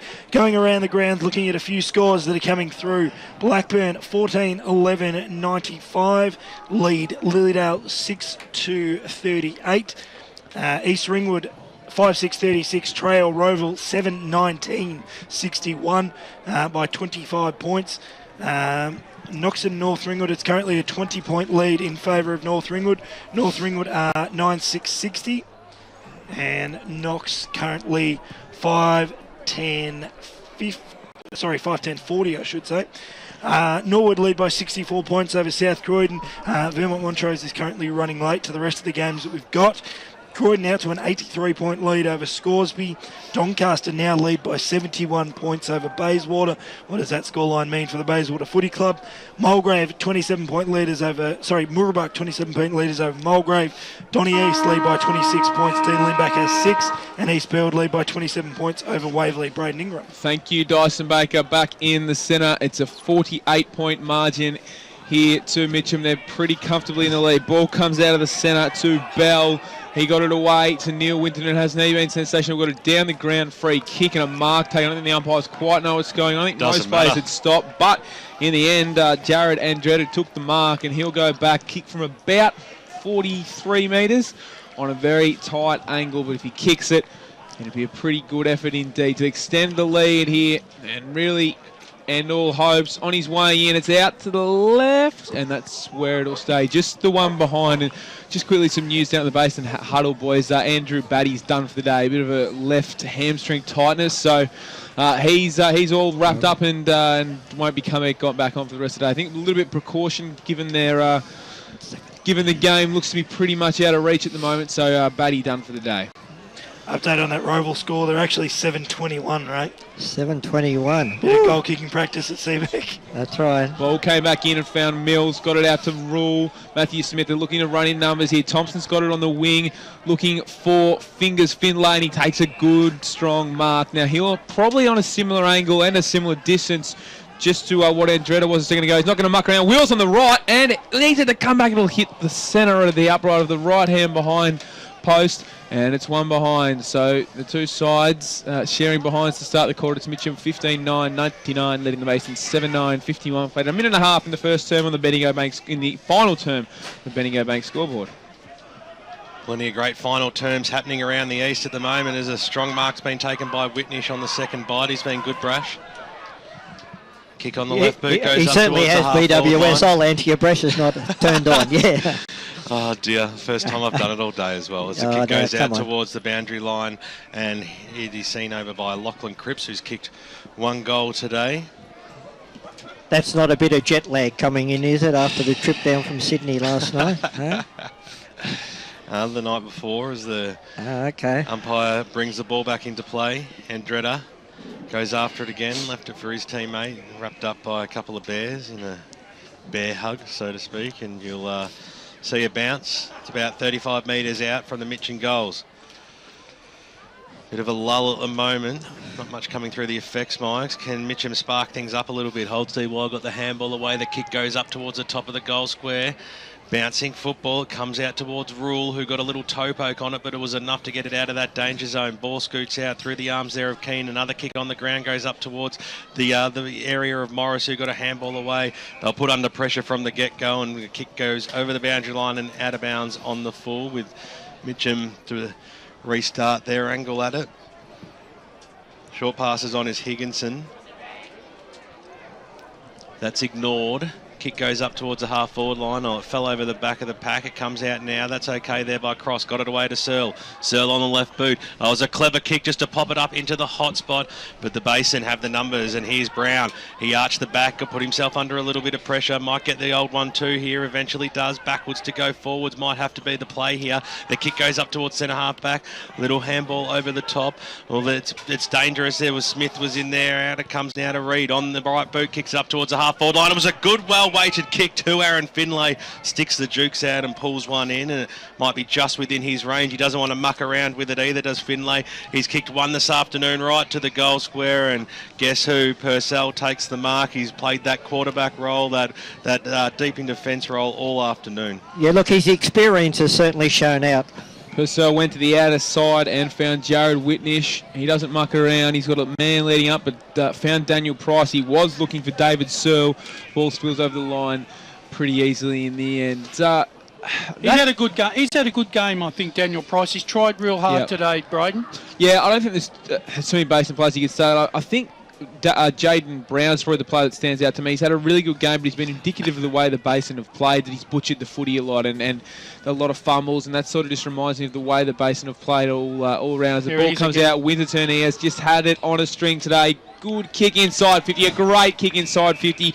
Finds the one and only Jaden Hogle in the end, and he'll go back. I just saw Chris lurking behind him, maybe looking for the handball. He says, Jaden, give it off, son. I'll go back and pump it from 50, but I don't know if that'll happen. I think it'll be Jaden to go back and slot his third of the afternoon. He'll kick from right on that 45, on a 45-degree angle. We've got the perfect view behind him. We'll wait and see what he can do. When there's a goaler waiting between the Hogles, they ain't giving it off. I wouldn't have thought Brash. I wouldn't have thought at all. And this afternoon, I think they might have 6 between them already this afternoon. This would be for... This is for number 6, sorry. This is for number 6 now. So Jaden on his way in. Not too much life on the mark. It starts a little bit left. Works it way back. That is a lovely kick from Jaden Hogle. He's had a great afternoon, and Mitchum extend their lead. They are going to race to the top of... they're going to stay at the top, and they're going to have a big percentage at the top of the Division 3 ladder. Mitchum is 16-9, 105. The Basin are 7-9, 51. 5.5 played in the final term, and it's a pretty special 1,000th game for the Mitchum Football Club. Division 1 scores at three-quarter time. Brasher over lead by 25 points. Baird's very happy about that one against East Ringwood. North Ringwood by 20 over Knox. That game is still alive. Norwood by 10 goals. As well as they take on South Croydon today. Ball goes up towards the half-forward line. Charging through, there was Cripps. It was loose. It was released from him. Holstead Wild got the little handball on towards the Petrarca direction. Coming in there was Brown for the Basin. Put some pressure on, as did Michael Thompson. And over the boundary line she goes, seen by Braden Cross, who was the player that set up that last goal for Hogle. Appiah to bring it back in now. Faulkner at the back of the pack, knocked on there by Malik. That was okay, and now the Bears might get a chance to set something up across the half-back line. They need to get boot to ball. Went to Brown, one way then the other. On the right boot now, chips it in towards the middle of the ground. That was good play. Here's Rule. Also one way then the other. Thumps it on his boot. That's a brilliant kick at the back of the pack. Mills read this really well. Kenny picked the ball up. Was almost kicking in danger. And the umpire was coming and he paid a free kick to the skipper of the Basin, Trevor Mills, who hasn't yet troubled the scorers today, but important he can get a captain's goal. Grant Campbell, thanks to Choose Tap Match Stats. Inside 50s in this final quarter, 5-3 in favour of Mitchum. For the second half now, it's 23-11. Captain's goal coming up and straight through the middle it goes. That's Mills. That's his first goal, and on the Bendigo Bank scoreboard, well, the Basin, they're still a long way away. 8-9, 57. Mitchum 16-9, 105. A margin of 8 big ones, Ray. Yeah, it certainly is. And look, Mitchum, have they lifted their foot off the pedal a bit, or is the Basin actually trying to put in? Well, I think most of the game, the Basin have done well in the clearances and the hit-outs. Not that they've been smashed across the board, Ray. It's just that Mitchum have been better in getting, after the ball's clear from the contest, getting in those one-on-one situations and winning the ball out there. So I just think there may be a little bit of a lifting off the pedal, but the Mitchum have just been too classy in the end. Oh, yeah, they certainly have. Croydon by 83 over Scoresby at three-quarter time. Doncaster 71-point lead over Bayswater. Murrelbach by almost 5 goals against Mulgrave. 26-point lead by Doncaster East over One Turner South. Yeehaw. East Burwood 27 points, also leading the Waverley Blues. As the ball comes in towards the middle of the ground where Petrarca from the Robert variety, who's had a good game today, but then again, most of the Mitchum players have. They have sensationally worked as a team. The kick goes inside forward 50. Andretta's the biggest flyer there. It was knocked away from him by Smith. That was good play at the fall of the ball. Smith goes after it again, puts some pressure on. Witchell, who's kicked a goal in this term, is brought to ground by Garrity and will have a bounce about 20 metres out from the Mitchum goals. Regardless of whatever the result happens today, the Basin will learn a lot about themselves today. Pye throws it up now, bouncing football, Cripps, little handball, they link in well, here's Brown on the left boot, out of the danger zone it goes, half back line, bouncing football is a little bit of a wrong-un, and we'll have a boundary throw-in right in front of the Mitchum interchange bench. It was a bit skew-whiffy, wasn't it, BWS? Touche, Brash, as the umpire brings the ball back into play. Back in. Comes down now, well done there. Winterton on the left boot. Bangs it ball inside forward 50. Nicely done there by Cripps. Knocked it away. Can David Searle keep it alive? He can't. Fumbled over the boundary line and out of bounds. Let's look at some Division 3 scores at that three-quarter time, and it is the 44-point lead to Templestowe over Ringwood, 13-point lead by Heathmont over the Cats at the Hangar. 48 points obviously was the margin here. I've got to start skipping over that game. 17-point margin to Baronia over Whitehorse, and Upper Ferntree Gully are doing a job on Park Orchards, who are 37 points in front. Hogle looks like it might be a free kick yellow here. Card as well. Looks to be a high free kick, boys. Didn't look to be much. I haven't seen much yellow. Where's that's two people making the call. Are you just jumping on the bandwagon, Braden? Don't always No, trust. I thought I saw a card as well. I thought it reached in the pocket. Yeah, I thought too. Don't always trust Brash. Will Taylor, boundary side. Where is he when you need him? So Hogle. He probably kicked this. He's kicked 3 goals for the afternoon, and so's his brother. Can he make it 4 now? Pokes at it. Oh, that is a beautifully weighted kick. That is 4 goals on the board for Jaden Hogle, and he was backed in here from the commentary box, and he made no mistake either. Mitchum really running away with this game. Who said that they are one-dimensional through Stephen Pym? There is an array of goal kickers this afternoon, and they've already kicked 17 goals. 911 on the Bendigo Bank scoreboard. 8-9-57. The Basin, 10.5 minutes gone, final term. Okay, BWS, I give in. Who did say it? Who said what? That Pimmy, they're one-dimensional. You said, who said that they're one-dimensional? I'm asking you, who said it? Well, there's plenty of people out there when you've got a power forward that thinks that they're the reason why they kick big scores, and 17 goals is certainly proving that this side has many, many avenues. Ball back in the middle of the ground. Reed got the little handball out wide. Keane was after it. Ball bounces inside forward 50. Warns the first player to lead out right on his tail, Aaron Finlay, and will have a bounce. Side should be grateful that Pimmy's probably not playing. If you'd thrown Johnny Pignataro, if he hadn't got injured, he might have been playing as well, and they'd be nearly unstoppable. No, fairly dark out here at Mitchum. Walker Reserve, Walker Park now. The lights are on. Ball came out the back. Jackson Keane picked up, got wrapped up in a really strong tackle from who else other than Neil Winterton would be close to best. Or maybe went out of it a little bit in the third term, but overall has had a very, very strong game here Only this for afternoon. about 3 minutes, I reckon, Braden. Wasn't very long he was out of it. Ball came out. Michael Thompson got it inside 50. Max Kruger almost took a good mark but couldn't.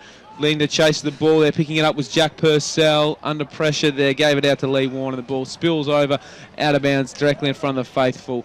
But yeah, Walker Park now lighting up as it is fairly dark and it has been fairly windy all day. Ball thrown back in. Winning it over the top there looked to be Reed. Ball spilled out and happily to be picked up there by Robert Petraka for a throw-in. Well, these two sides came into this game undefeated, but since about the midway point of the second quarter, it's been all Mitchum. They have dominated 7 goals in that second term. Ball came out, snap around the body from, looked to be Mills, but it spills over just for one behind. So the Basin score moves on to 8-10 at 58. Mitchum a 17-9, 111. We played 12.5 in the last quarter. It's going to be Mitchum staying to be the only undefeated in Division 3. And they've had a very strong year. Ball comes back in. Jack Purcell went short. Found Whitnish just holding it up. And certainly all the heat's gone out of this one as Whitnish on his left kicks it out on the full.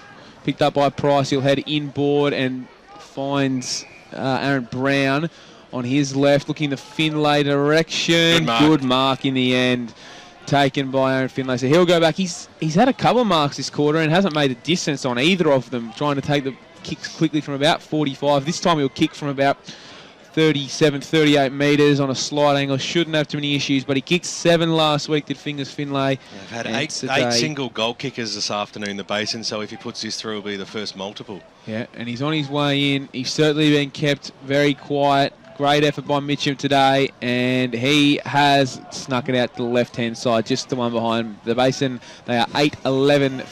Mitchum a 17-9, 111. 50-point lead to the Eastern Lions over Donvale at three-quarter time. Glen Waverley Hawks 37-point ahead of the Surrey Park. 27-point lead to Kilsyth over the Titans. Forest Hill by 30 over Ferntree Gully. And Coldstream, well, they've been leading from Godowo, 19 points up, heading into the final term as Warren for Mitchum now. Bangs it on his left boot out towards the far side of the ground. It was a good kick too.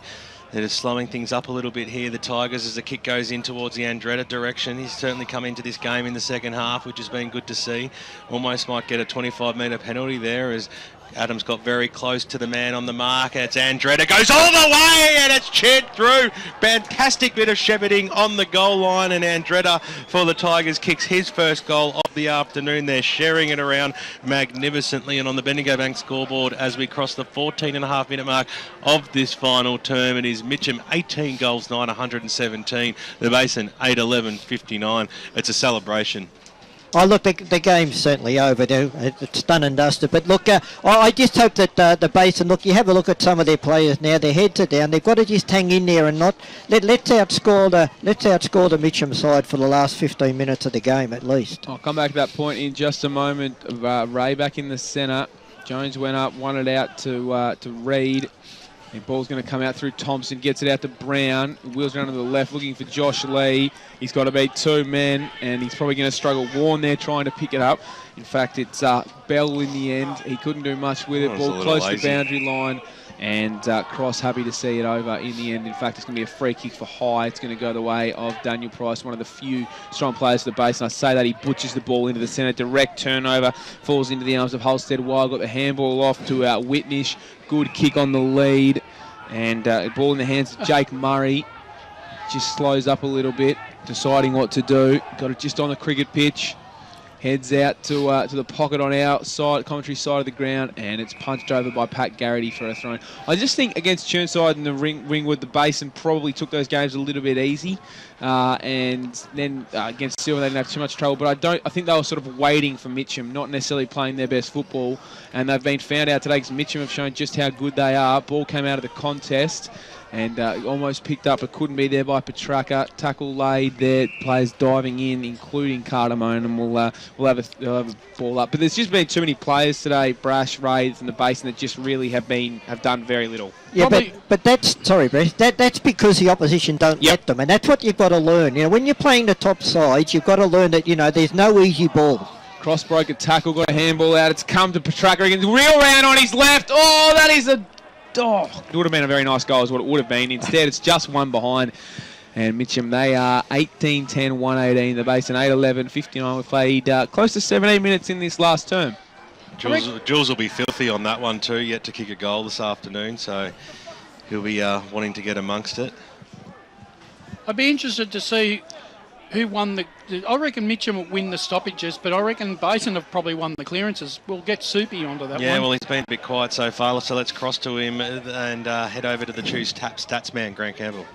How about you do it when there's stoppage in play? I'm doing stats as we speak, mate. Don't you understand the concept of getting stats right? Oh, it's not that hard. It's counting, isn't it? As the ball comes over the top, it goes you to try Kruger. And do it, mate. Handball over into the middle of the ground now. Mills. Kruger now in the middle. The Bears can drive the ball forward. Heading out wide. The wing got hold of that one. Bounces over the head that time there of Adams and over the boundary line and out of bounds. Surely you can add up by now, Grant Campbell, thanks to Choose Tap. The clearances for the game at 52 to 39 in favour of the Basin. Doing a great job as always, Grant Soupy Campbell, as the ball comes back in, stacks on the mill. We didn't mean to throw you under a bus then either, Soupy. Oh, I think BWS did. I thought I needed to hand him out my hanky. I thought he was going to tear up at one point. Well, if you understand the concept of when plays go on, I can't read off a sheet and record stats at the same time, mate. I've been telling you for years, take on some staff. And it's getting dark out there too, so we'll allow you some slack there, Soupy. First it was Ray Narky at the start of the week. Now it's Soupy as it swings around. Cardamone wants to get amongst the celebrations. He's kicked one this afternoon. Put that down for number 2, Michael Cardamone, a classy player. And on the Bendigo Bank scoreboard at almost the 19-minute mark of this final term, it is a 19-goal, 10, 124-point situation to 9-11-65. So... good celebrations from Cardamone there, BWS. He certainly loves the celebration. There's no doubt about that. I could have sworn that they were 18 goals before that kick, but Hasn't changed yet. You know the base kicked that goal, right? It's 18. Oh, that would make sense. You're aware of that. You know Callum Rain's wearing the green and the red. I should have just shut up, shouldn't I? No one would have been the wiser. You just kept digging a hole. Jones won it out of the centre. Eventually came to Whitnish, though. He'll pump it inside 50. BWS has lost the plot. Not send him home early. Soupy. Ball came out. He's loving life. He can't pop blokes and not follow it up. Oxley got tackled. Couldn't do much with it in the end. And it will be a boundary throw in inside. The Mitchum attacking, and they're kicking to the right of your radio dial. And it's called Revenge of Soupy. Yes, I hope we can get that on the replay highlights. The stats are always on his side, clearly. Yeah, he butchered that one, BWS, no doubt about it. Ball back into play. One down there by Reed, but snap's going to come out of the pack, and it's going to... Oh, someone's hurt their knee here. Looks like it might be Adams in the square. No, I got back up. He stopped and propped there, Josh Adams, as the ball almost ricocheted off his boot and into a Mitchum player for a goal. But in the end, the Basin side have been able to rush it over, and Daniel Price is going to have to kick out as that Mitchum score does progress, only by a behind this time. They're 18-11, 1-19, Basin at 9-11, 65. Ball comes in now, Daniel Price.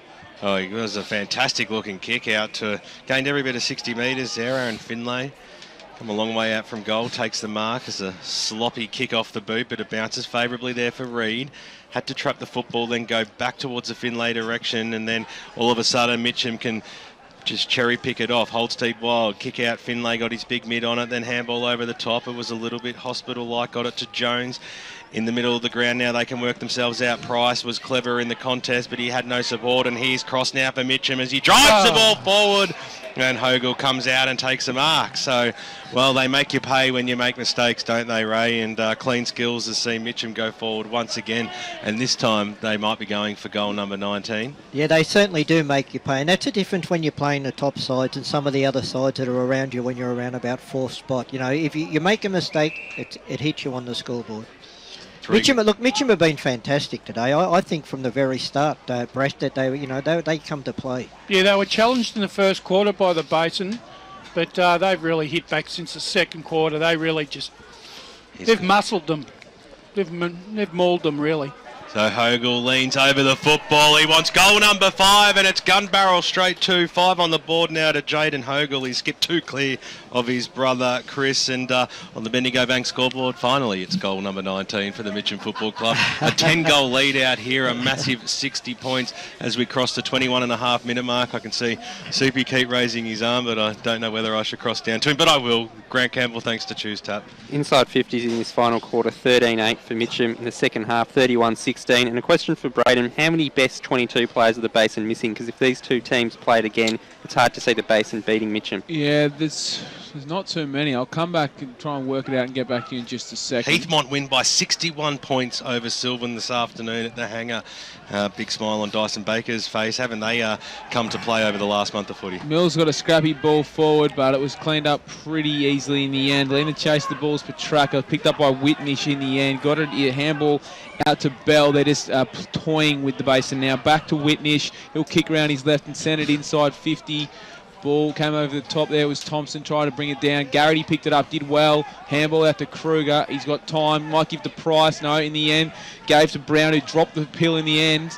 Ball came out. They could head inside 50 through Julian Petraka. Handball off wasn't great. They've got numbers. Snap around the body. He's going to come from Faulkner. He's already kicked 3, and a mark's taken in the end. A strong mark, and they'll go back, and it's Jaden Hogle again. Yep. Again, he kicked 5, boys.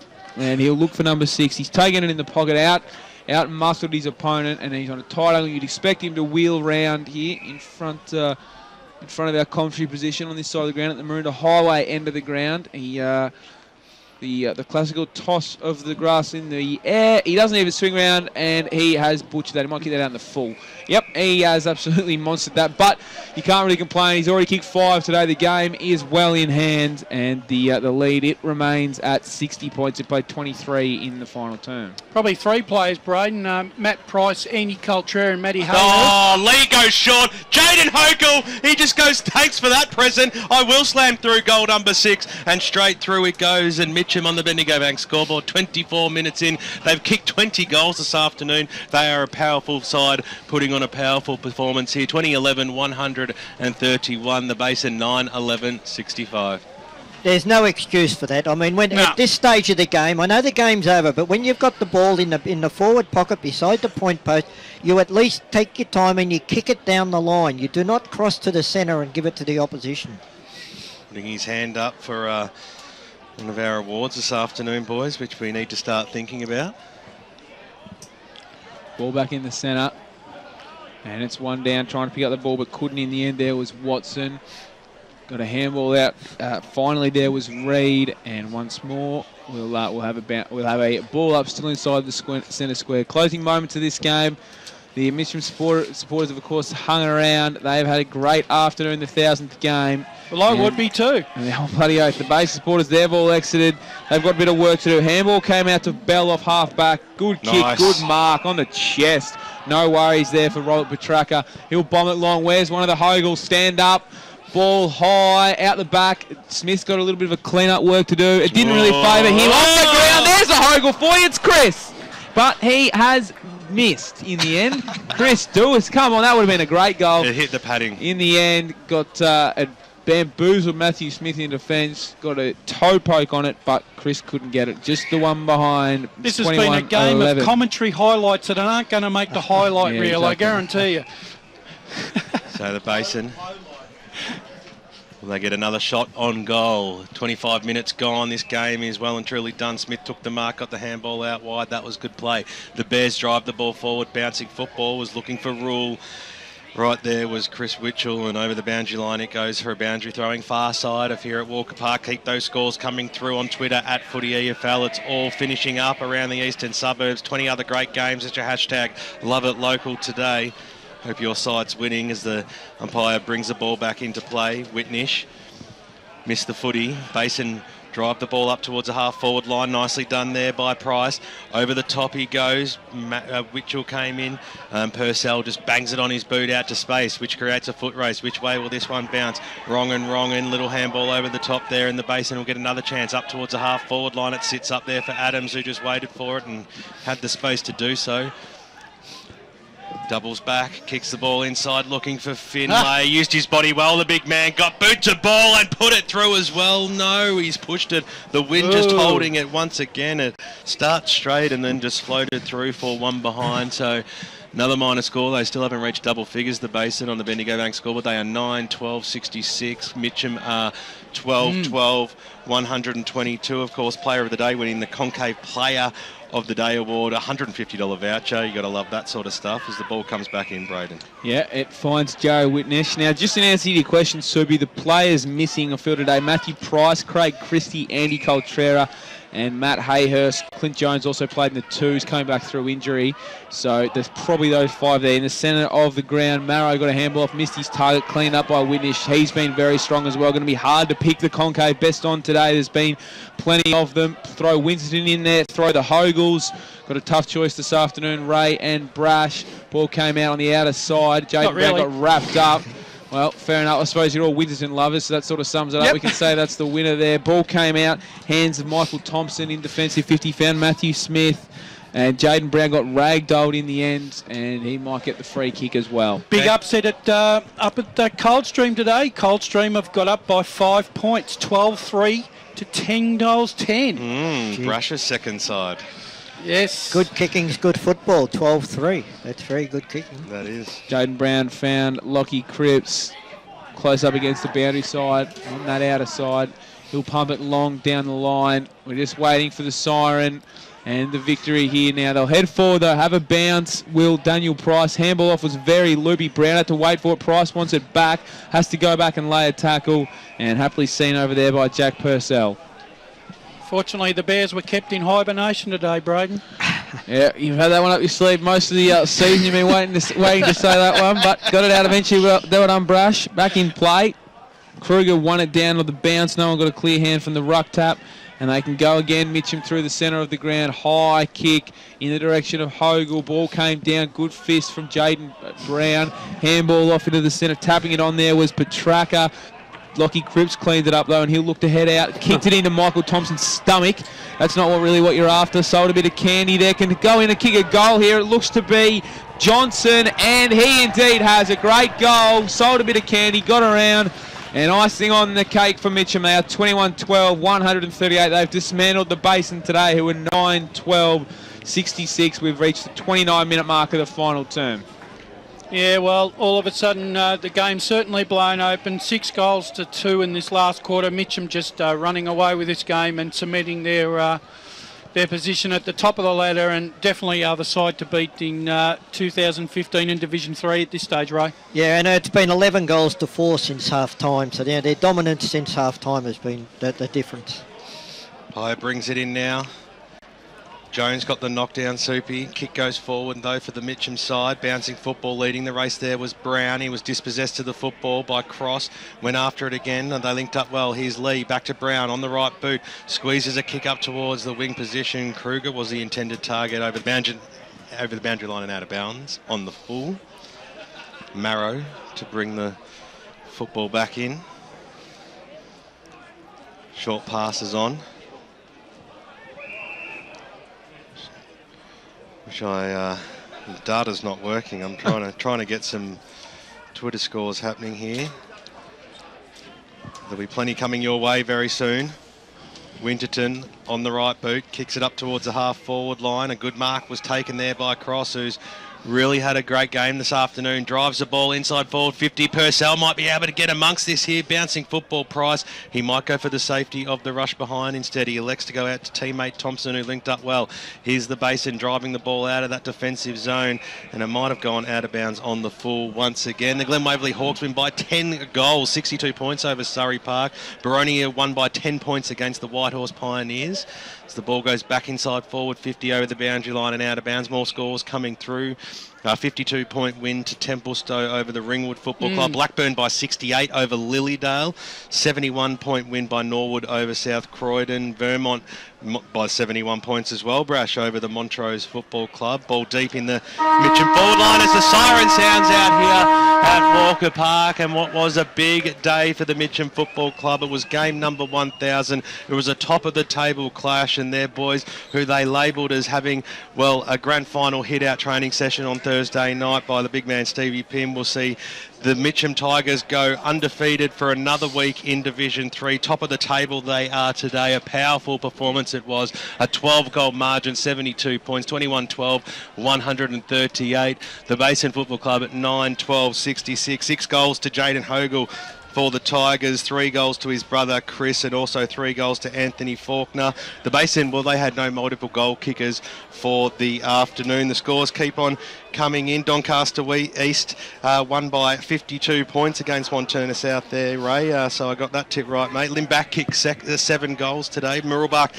2 in a row. Well, no, not 2 in a row. They were very stiff last week. 29-point win over Mulgrave, 88-59. So some impressive stuff happening around the east. We'll keep you up to date with everything as it keeps coming through the airwaves. Dyson Baker working feverishly in the background, but a day that Templestowe thoroughly deserved their win, Braden. Yeah, Mitchum certainly did deserve their win today, BWS. They were very strong, and you mentioned close to 70 points, 72 points, I think, if I can get my maths right in the end. Yes, indeed, it was 72 points. Brash, Ray, in the end, we saw a good contest that first quarter. The Basin really looked to be on. But after that, Mitchum really showed how strong they are, and they're the team to beat this year. Yeah, look, you're right there, Braden. And look at the Basin. Look, they've done nothing wrong up until today, and with every right, they've come out here and they've played good football for a quarter and a half. But at the start of the game, I said it on air, and I just thought to myself that they were the new boys on the block in Division 3 as far as a power side goes this year, and they've come up against the top side. Mitchum, they've been around, for around the finals, 1, 2, 3 position for the last 3 years or so. So that was the yardstick today that the Basin had to stand up a bit. And as I said, they were gallant for a quarter and a half, but look, it was just Mitchum's dominance around the ground. I just thought that their forwards work extremely hard to hold the ball in. Their backline have the ability, not only today from what I've saw, but even the last year, to mop up when the ball hits the ground in defence. They've always got 2 or 3 players there. They mop up very well, and after half time, to mine, they just ran the legs off the Basin. Yeah, you're right. Exactly. There's not that much to add, Ray. I think you've really summed it up quite well. I just thought the half-back line of Mitchum's is just outstanding. Cross and Bell, they really dictated the terms in that second half. And, Daniel Johnson played a really pivotal role. Let's see if we can pick up the Mitchum theme song from the rooms. No, it's... Hey.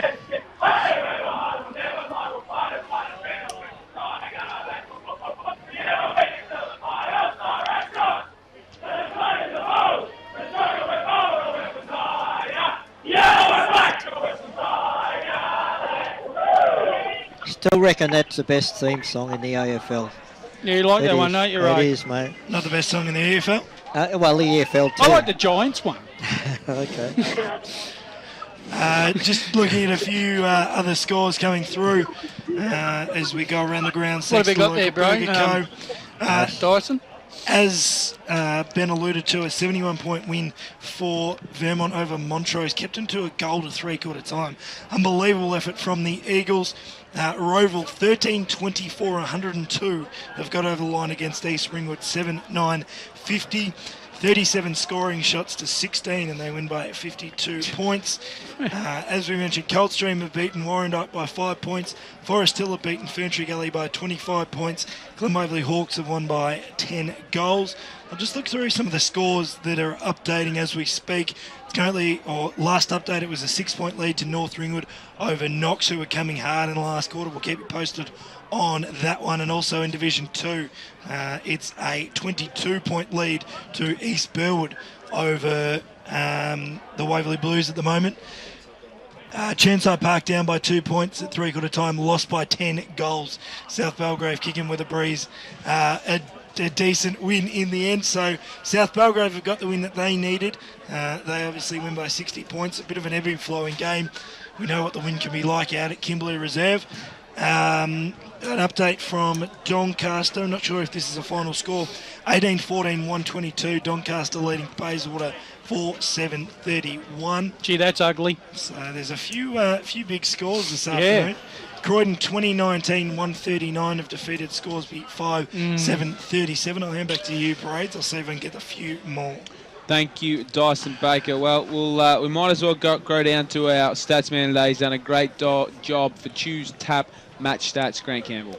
The Basin actually won quite a lot of the key categories. They won the clearances 56-46. The kicks were even at 184 apiece. The Basin had 42 more handballs with 138-96. For the two key stats, the inside 50s, Mitchum won 63-45. And that includes 38-20 in the second half. And Mitchum had 15 marks inside 50, the Basin only 7. Yeah, some damning stats there when you look at it, Ray. The Basin in control with a lot of them, yet they get beaten by 12 goals. It says a lot about the way Mitchum's efficiency use of the ball just came to play today. Yeah, look, that winning the stoppages and all that, is good, but it depends how they win the stoppages as well too, Brash, because, you can win the stoppage, but if it's a sloppy or kick that goes to the opposition and then the ball comes back the other way, okay, technically you've won the stoppage, but the opposition have got the ball and off they go. Well, we'll get best players pretty soon, boys. But just quickly, Mitchum now, both teams obviously have got the week off. We'll see from there. Do we still feel the Basin are a contender? Was it just an off week, and also the fact that they played just a better side as well? Oh, look, I have no doubt that Basin will play finals. There's no doubt about that. But yeah, what we've got to be very wary of is, I feel Upper Gully are a danger. Yep. And, so look, they've got to just take stock. They've got players coming back after the bye, and look, no doubt that they'll win more games than they'll lose as in the second half of the season as they did in the first half. I think, Braden, it's just been a bit of an aberration for the Basin today. If you get those 3 or 4 players back, those experienced guys that you mentioned, back into the side in the forthcoming weeks, the Basin will once again they'll regroup and they'll hit the second part of that's the second half of the season with new vim and vigour. I think not saying that this was the loss that they had to have, but at least it now gives them a chance to reassess where they are and come back in a bigger and better state in the second half of the year. Well, we look at the month ahead for the two sides. After the bye, of course, the Basin, they host Whitehorse, followed by travelling to take on Baronia. That'll be a cracker. Baronia and the Basin, always a big rivalry game. Then the Basin host Park Orchards, and finally in the month they take on South Belgrave at home. And then for Mitchum, well, after the week off, they travel to Park Orchards. That'll be an interesting one. Then they Mitchum host Churnside Park. They should get over the line there, you feel. Away to Heathmont, and finally they take on Templestowe, round 12. That's one to pencil in your diaries, Mitchum and Templestowe. This afternoon, well, we'll get through the votes soon, but Jaden Hogle, I think in the end he kicked 6, boys, is that not 5? I've got him down for 6. He kicked 6. Jaden Hogle is 6. Chris kicked 3. Anthony Faulkner kicked 3. He was instrumental when they got on that run in the third quarter, kicked 2 quick ones. Just looking through, I think it's all singles from there. Yep. Winterton 1, Bell 1, Daniel Johnson, Robert Petraka, Jared Whitnish, Jared Andretta, Chris Witchell and Braden Cross. And for the Basin, all singles. No, Cardamone kicked 2. Cardamone did kick 2 in the end. Yep. Yes, that's right. We thought he kicked one from the other, or BWS thought he kicked one from the other side. Yep. Josh Adams 1, Cardamone 2, Kruger, Mills, Lockie Cripps, Jackson Keane, Aaron Finlay, and Michael Thompson, all with singles.